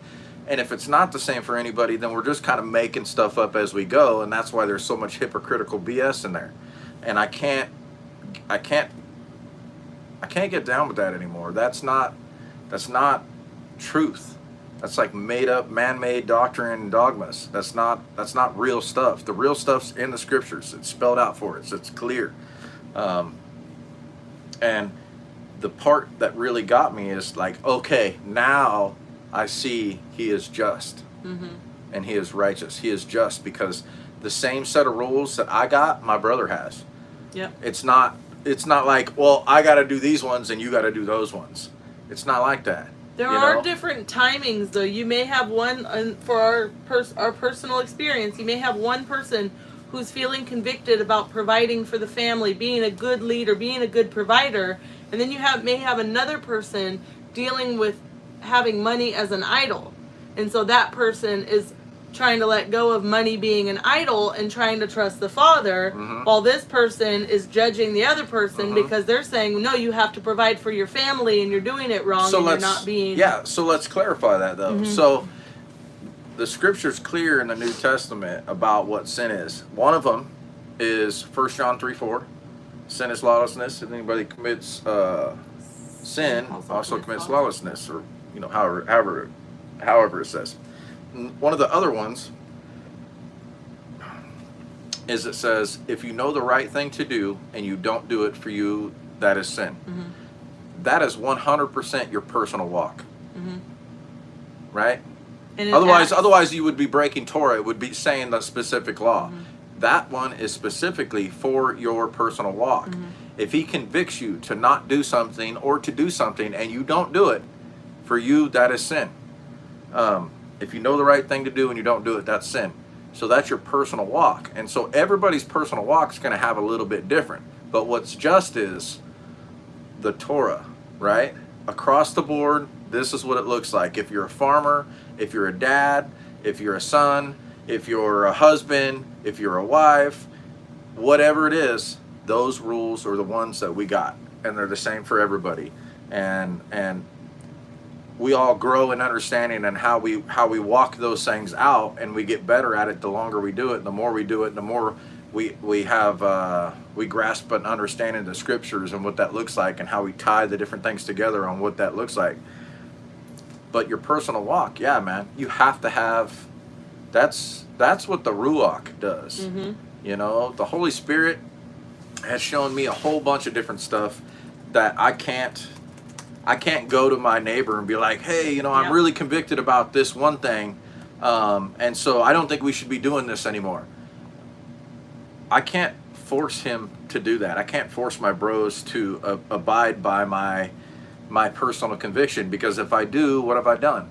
I've just started my own religion again, and that isn't it. It's not it. It can't be that. Because that's what happens in Christianity. is you get a conviction of like, this is what it's supposed to look like, and so we're going to do it this way, and they can do it whatever way they want, but we're going to do it this way. And then all of them start doing that. Then they have all these different religions. It's the same thing. So personal conviction isn't Torah. It's personal conviction. And there is a, like, say Sabbath. Take Sabbath, for example. We have multiple families, right? There's like 3 rules or something about Sabbath, like in the scriptures, like don't make a fire, don't work, don't cause anybody else to work. Oh, and cook what you'll cook the day before, right? Hold on. Because not everybody sees and feels that way. Well, my point is that you can say for we have okay, go ahead. Very few rules about Sabbath, right? But one family could feel convicted about a certain thing on Sabbath while another person is not, and there's not maybe a Torah to really explain. And so at that point, it's like each tent has their own kind of like, but you can't judge somebody that doesn't have the same convictions, especially when there's not a Torah. Like if there is, then I had a friend who came to me yesterday.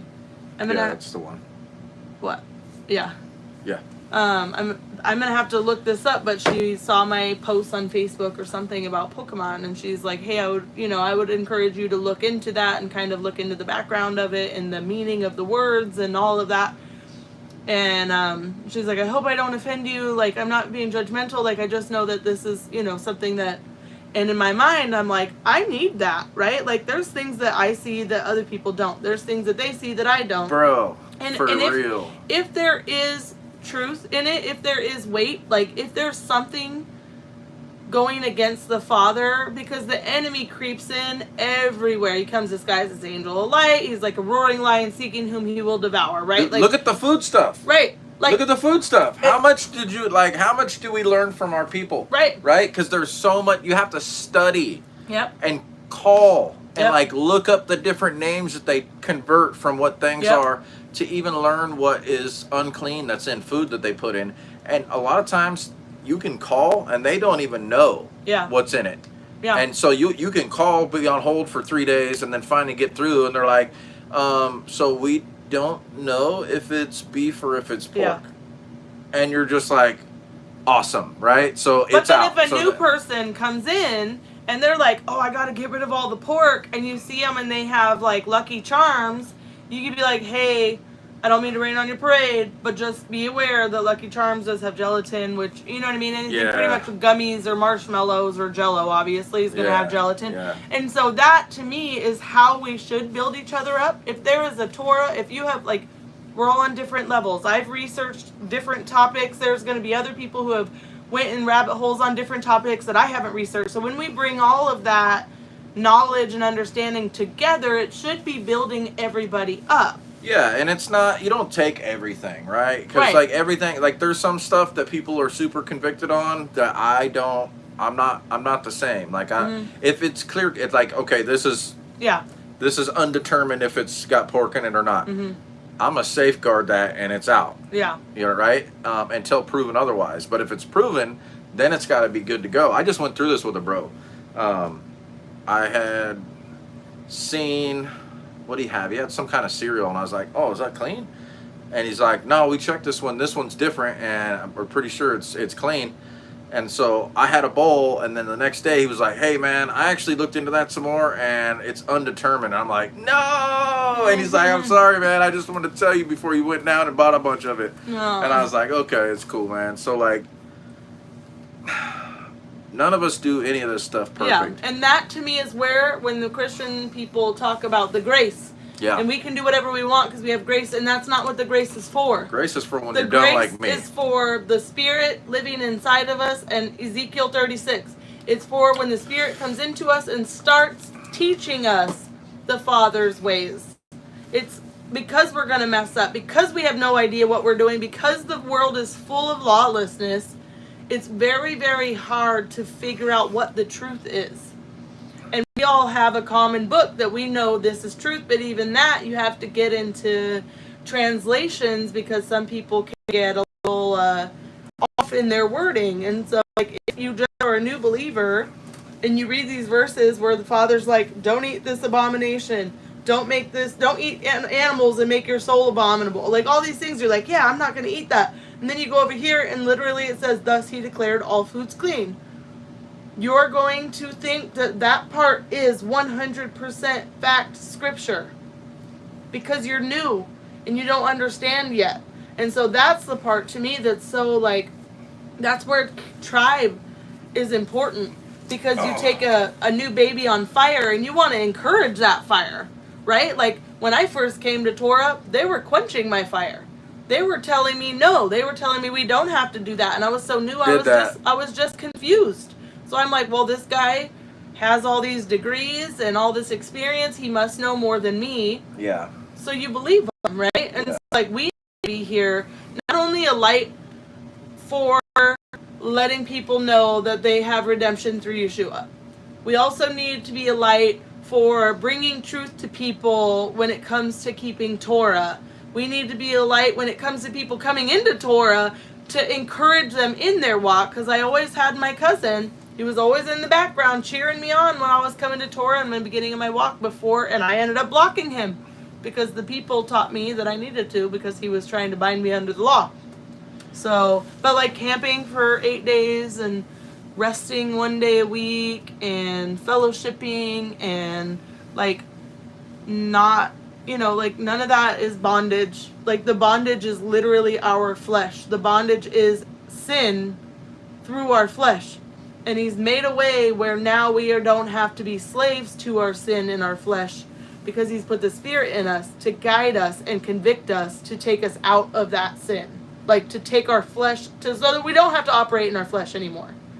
Granted, we go in waves, right? Sometimes we're super strong in the Spirit, and every time we do that, all my music changes, my movies change, Let me jump changes. in. So I don't know about you guys, but if there's something, especially early on, if there was something that I was doing that was breaking Torah, the second that I found out about it, I recoiled like if I was touching the fire. Mm-hmm. I was like, whoa, nope, not doing that. Yeah, I'm good. I'm not trying to do all that. And so I get, and like understanding the judgment that the people received when they were like allowing sin in their camps. They were like letting it go. They weren't doing anything about it. That's why they took people outside the gates and stoned to death, because they didn't want the judgment. It was such an offense to sin against the Father. To make it be okay. In the presence of anybody. Like when they saw that, they're like, oh no, nope, not doing it. And so the grace is that if we mess up, we're not automatically under a rock pile. Because we'd all be underneath the rock pile already. And we don't have to suffer. We wouldn't even get a chance separation. to learn. We wouldn't even get a chance to learn. And that's the thing, because look, if there was no Messiah before, right? How would we even have the grace to learn where we're at now, to be grafted, to come into any of this? There would be no way. It would be unobtainable for us. At best, we could be a sojourner in their midst or in their gates. At best. But we would have no inheritance, and that's not the truth, because the truth says in Jeremiah 31:31 that the renewed covenant is between Israel and Judah, and you can see how we were grafted in through faith in Messiah. So that whole story, it's a love story, man. It's it's a beautiful story of how we even got to be sitting right here today. It's literally a story about marriage and adultery. It is. And forgiveness. Yep. And yeah, this one, I'm thinking, the one I'm picturing when I read, what is that, Tim Chisholm? As soon as it comes to your attention, it's like a full stop. Like, to me, the one that I can think of so clearly is, do not make any graven image out of wood or metal that you would bow down to or whatever. And as soon as I read that, it was like, why do we wear crosses? Why are all these crosses in front of the churches? Why? And that opened a whole other, but then everybody's like, everybody tries to teach it out of you. But when you read it, just you and the Spirit, you read that, you're like, I can't do this. only other people who justify that it's okay. Hey, so I wore a big old necklace with a cross on it, not to be cool. I wore it because that was a faith statement for me that I'm a believer in Jesus, right? And that's why I wore it. And I wore that for I don't know, man, a long, like more than 20 years. And the second that I heard it in the scriptures, I pulled it off my chain and I cut it up. And I'm not doing it. And then, you think about that's 20 years, just like that. As soon as I heard truth, pivot. You think about the fact that it was a murder weapon. It was like literally what the murder weapon of our Messiah. Well, that's not what it means to me. Dude, if you wore something that represented where people got crucified back when the disciples were here after Messiah, or even before, everybody'd be all, rock pile? Yeah. Because like what they were like, what is this dude doing? Like, is that cool to him? It's like wearing a big like flog, whatever it's called. Yeah, the cat of nine tails. So it'd be like, so what's the thing that lops people's heads off? What's that? That's the AC on the other thing. Who's doing that this morning? Yeah, that's bad. We might have to get off of here. Oh, it stopped. Okay, that was interesting. Yeah, I think it's getting ready to go. Maybe we just need to clean it. We're gonna get a little front on a mini split, I think. Guillotine. Is what we're gonna do. Yeah, guillotine. Yeah, that's it. It'd be like if I was wearing a guillotine. Like, how cool would that be if that was like active in America? BT Dubs, supposedly I heard through the grapevine, that there's like 30,000 of those like staged somewhere that the freaking government owns. With all those plastic caskets and stuff like that I've actually seen pictures of. That's kind of a trip. I don't know about all that. It's just weird stuff. Also, I'm going to say like this, like, so to me, when we are like, oh, look, crosses represent my faith in Yeshua. And then you have like Ozzy Osbourne just like, no. Yeah. The fact that the evilness in this world is not afraid of rocking a cross should be a big sign for us. Yeah. Yeah. Encouraging community. Well, look, guys, we've been on here for a hot minute. That's not what it means to me, or he knows my heart. Excuses to break Torah. Yeah. Yeah. That was one of the big things with my freaking. You can't. The beginning of my walk, I asked about Christmas. Why, where does it say where his birthday was? Oh, well, it doesn't say it anywhere, but a lot of people say it's pagan, and like they say the same thing about Easter, but that's not what it means to us, so we just do it anyways. And I'm like, okay, but I did it with them, and then it was like, why? Like, why is that the go-to answer? Because it's not about what it means to us. Our feelings and our thoughts, our hearts, our ideas, they don't matter. We're supposed to die to ourselves. Yeah. And we're supposed to live in him. And so it matters what it means to him if we're to be living in him. His ways are not. Yeah, his ways are higher than our ways, and his thoughts are higher than our thoughts. Yeah, they're not the same thing. You can't like have a good goo-goo feeling and like think of this saying, well, this is what it means to me, and it makes me feel like he gives zero about that. I'm gonna get your charger. Oh, my charger? Mm-hmm. It's like right here. Oh, you got it? Yeah. Oh, sweet. Hey. I gotta plug it in. The heart is deceitful above all things. He definitely knows your heart, but he knows your heart is sinful and lawless. Yeah, for sure. Well, I mean, he knows our behaviors, really, is what it comes down to. Because whatever you're feeling versus what you're doing. I mean, look at what they were doing with the golden calf. Yeah. Do you think their heart was malice? They just wanted to worship the creator, and they did it in the only way they knew, which was the crappy ass way they learned when they were in Egypt. Were they doing the right thing in totally the wrong way? They were trying to worship the creator. That's the right thing. And the way that they were doing it was an abominable way, which is totally not okay. But they didn't know any different. And so it's the same thing. It's the same thing. It's like, once you know, you got to pivot. And that's it. And realistically, like, it talks about what are the people whose I can't say this, whose consciences are seared, Yeah. And so it's like, if you over and over and over, to me, it all goes back to not quench the Holy Spirit. So if you over and over are feeling convicted and denying that and like refusing to obey that, you're quenching the Spirit, and you're also, what's the word that I just said?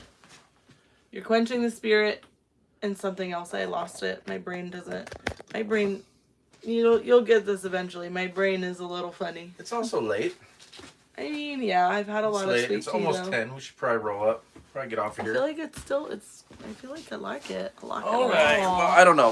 We'll listen. There's 54 people on here. Yeah. We'll give it a vote. If you guys want to keep rolling, we'll keep going. And if you guys are like Shabbat Shalom, then we'll close it up. Yeah.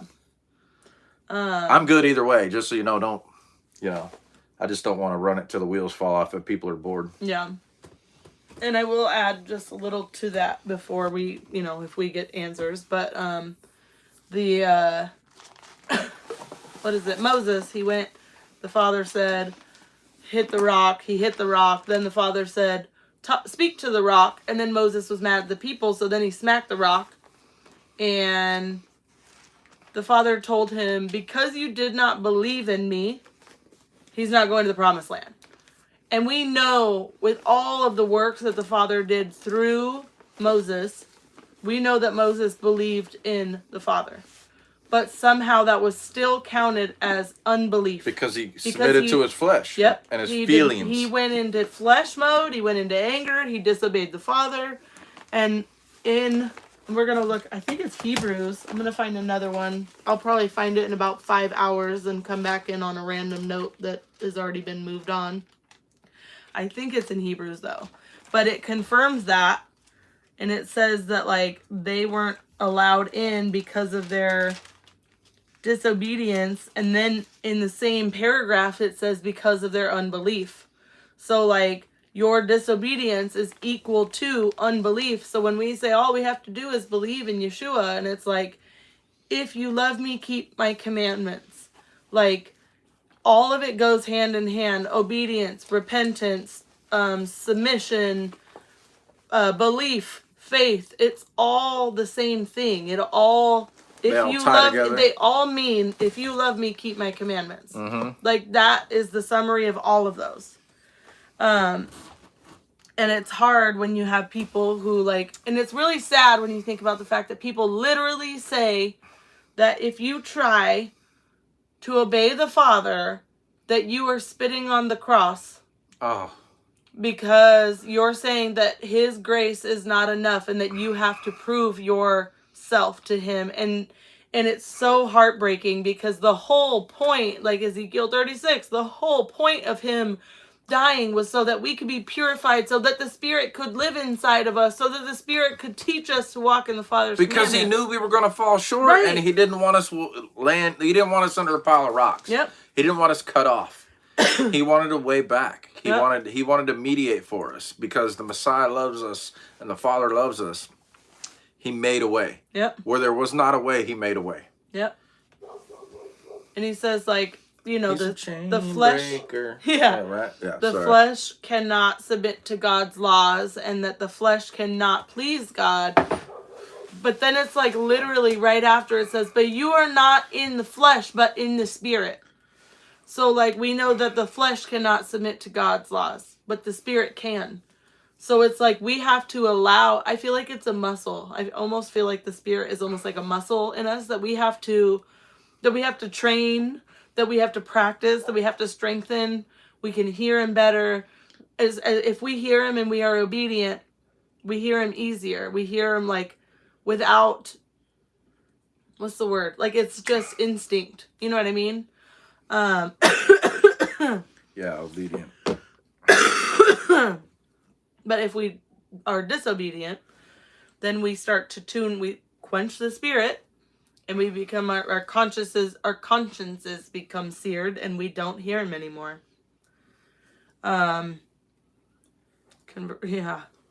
Raise your hand and confess your belief. No need for repentance or obedience. Right.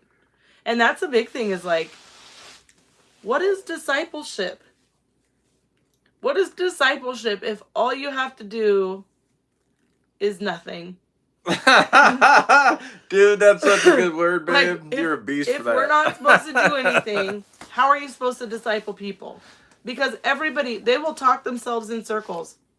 Because they will say, we have to read the word. Why and what part and what for. Oh, for learning and blah, blah, blah, blah, blah. And then it's like, well, why don't we practice this part? Oh, because we don't do that. So then why do we still do this part? Oh, because, you know, it's like they just go in circles. Oh, wrenches is on here. What's a wrenches? I don't know, dude. This feed will not keep up on this phone. It's not working at all. Mine's working just fine. I'm on the laptop. Yours is working great. Let me see. B&B home. I don't know if you're still on, but good night if you're still here. Keep rocking. This is the only night we get to stay up late, right? Wrenches, man. What's up, bro? I'm in for a little while longer. There's an archaeology site they believe is where the rock Moses struck is at. Evidence is rushing waters and everything. It's all right in our face. Yeah, dude. Yeah, wrenches, man. I was talking about you earlier, bro. The cross means way more now that I understand why it was necessary because of my sin, right? Yeah, for sure. I mean, the thing is like I said, we wouldn't even be able to get to where we're at right now without that. Mm-hmm. You know, if there wasn't a redeemer, a mediator between us and the Father, we wouldn't even be able to come in. He wouldn't hear us because we're such filthy rags of sin, dude. Mm-hmm. He wouldn't even hear us. So that's, to me, the beautiful part of it. Because way before I had the Torah, I had the Messiah. You know what I mean? Because I didn't know, you know, and what a trip, dude. Like, the whole journey's been a trip. Let me see. I'm trying to catch up on the chat. I think it's working out. There's still a pillar of salt where Lot's wife looked back, dude. It to me is like, if they have evidence of giants, they have evidence of the rock, the salt pile, or the salt pillar. They have evidence of the ark. They have evidence of the ark of the, like, there's so much evidence. What's that dude? Wyatt. Don't say Wyatt, or Ron Wyatt. Yeah, Ron Wyatt. Dude, I don't know if any of that stuff's true, but maybe. I think the stories are fascinating. Mm-hmm. I like it. Yeah. For whatever it's worth. I'm not saying that stuff's true, but the stories they're pretty good. I watched like the original videos that he did. That they came out kind of like a documentary, but the ones that people had kind of reproduced after the fact, they're not as good, not even close. Oh my goodness. And then earlier, who was it? Let me see. If you can dodge a wrench. Yes. Dang it, where was it? Somebody mentioned something about, oh, here. When does something become iconography? Had this convo with my dad over putting lights in a big pine tree out front. It's kind of become a tradition for him. Iconography? Do you know what that is? No. Hold on. Well, who said it? The visual images and symbols used in a work of art or the study or interpretation of these. A collection of illustrations or portraits. Let's see. It's the...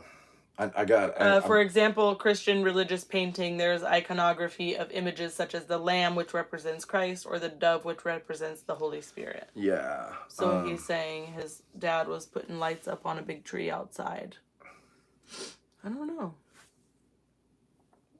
I mean, I don't know either.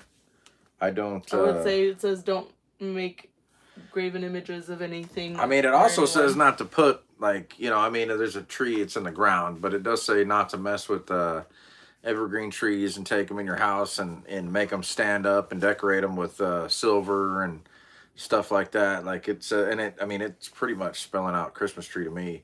It could also be the act of taking the wood and making an idol out of it. Yeah. I mean, if it ties into something like that, I'm out. For me, mm-hmm. I mean, for me, I'm out. I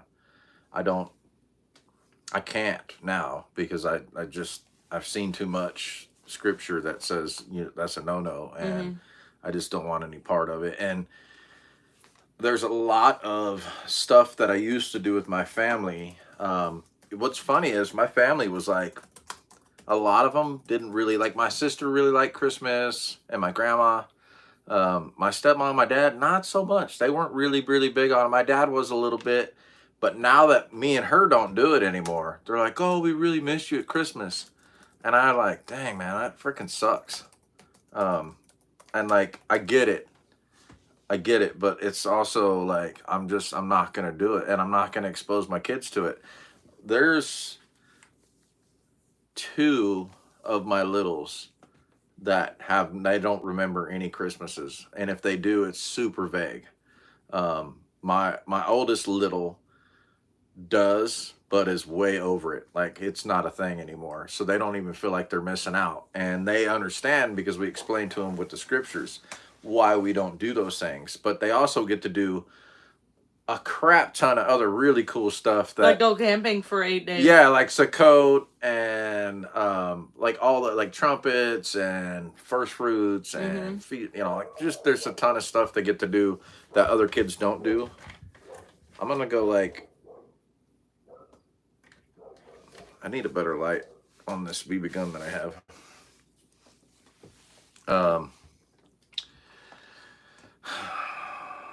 Also, I was gonna say the evergreen trees, like, so this is just a side note, but like the evergreen trees, there are like the pagan people would worship, like they had gods of life and gods of fertility and gods of the sun and all these different things that they didn't realize. The creation and not the creator. Right.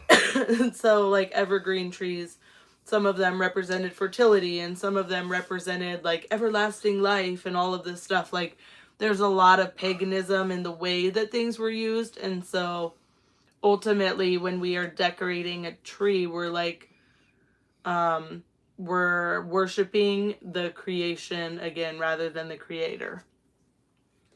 Yeah, to honor the false Messiah from 2 Thessalonians 2. Yeah. Yeah, dude. I'm so sorry for that random. It happens sometimes. It's very strange being on here with people seeing all the weirdness.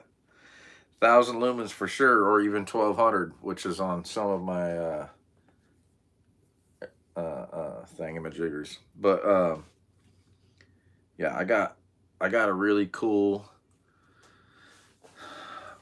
So the best light that I've seen is an O light, and it's about, I think the head of it's about this big, which is about the size of like, I don't know, medium big coffee cup. And the base of it is about the size of this little Gatorade bottle. And that thing puts out so much light. You turn it on and it is like the clouds crack just a little bit and let the sun through. It's just like boom. It's so bright. But my dog's randomly barking in the night right now. She's tripping, but there's a lot of lightning and Is stuff. there lightning? Yeah, there's lightning. You can hear thunder off in the distance. Oh, I didn't know. Yeah. I didn't know. I'm missing it. Yeah, when I was out there, I could see a little bit of that. I was just doing a quick scout. Awesome. Oh, there's nothing. Let me see. Ow. Okay, so the cough thing I had last week. So I had it a week when we were on, and it's, for whatever reason, I'm fine all day, and then as soon as nighttime comes, my chest starts burning, and I start coughing, and then in the morning, I'm like dying still. And then by midday, all of it's fine. I thought we were supposed to get some weather tonight, but it don't look like it. Look like it all missed us. Oh man, that's rough. Yeah, it's so much, like, this is why, to me, like, getting into any of the holidays is so, like, it's scary, because you want to be able to say, like, Christians they understand that there's pagan meanings, but they don't understand what the pagan meanings are, and they don't realize the importance of how over and over and over they kept being brought into Babylon or whatever and learning the ways of them and then turning against the Father. Mm-hmm. And how many times the Father specifically says don't do that. So they don't even realize that that's considered what he's talking about, right? And so when you see it, you're just like, this is, it's awful. Like, it's sad, it's terrifying, but like they don't see it that way. And you can't, like, unless somebody's really willing to have the conversation, like you could say, what's the guy's name? Odin or whatever. He had his little demon horse, or I don't know what it was. He had something out there and everybody was hiding. There's so many different. I don't know what you're talking about right now. It was a weird. It's whatever like movie that Santa. is, I'm gonna It's watch like, it. It's freaking. It's some sort of god that literally was Santa. Like, it was like a weird. I don't know. Like, they take all of these, every different nationality, every different area and religion or whatever. They all had these ways of worshiping their gods, and so like it seems like Christianity takes every single pagan worship ritual and puts it all in one, and then puts the Father's name on it. Yeah. Hey, I gotta get off here, babe. Oh. I started yawning just now. Okay. Yeah. So, Super W peeps, I appreciate it. This was super fun tonight. I gotta get some night time because I have to drive in the morning to go do some fellowship stuff. So we're gonna get off of here. Shabbat shalom. Thank you guys so much for showing up. I appreciate you. Thank you for being here today. So every Friday night at about 7:30, we try to do this, and we go till whenever we go. But yeah, so next time we're gonna be like probably a little bit different with the camera. Oh, next time. Oh yeah, next time we're gonna be at my mom's. We are. We can still do it though. It'll still be interesting. Nah, we're gonna do it. Yeah. Yeah, we gotta do it. Yeah. Yeah. So my mom next has time. not come to the way yet. Yeah, this is gonna be. Anyhow, so we'll have to make sure. I don't know how it's gonna work with the kids. We'll put them to bed. Oh wait, it'll be fine. Yeah. I'll be in and out. We'll figure it out. I don't even know if there's a safe spot to do it there. I may have Just to go do it wide open. Oh no, Just I do can't. It right in the open. I can't, man. I can't because if we get into the talks, it's gonna offend everybody, and it's like don't put your light under a basket. What are we going there for? For one, we're going for a memorial service for your grandfather. So we're not. Yeah, I know you want to like sick them, but like that's not the way to do it. So anyhow, Shabbat shalom, guys. We appreciate you.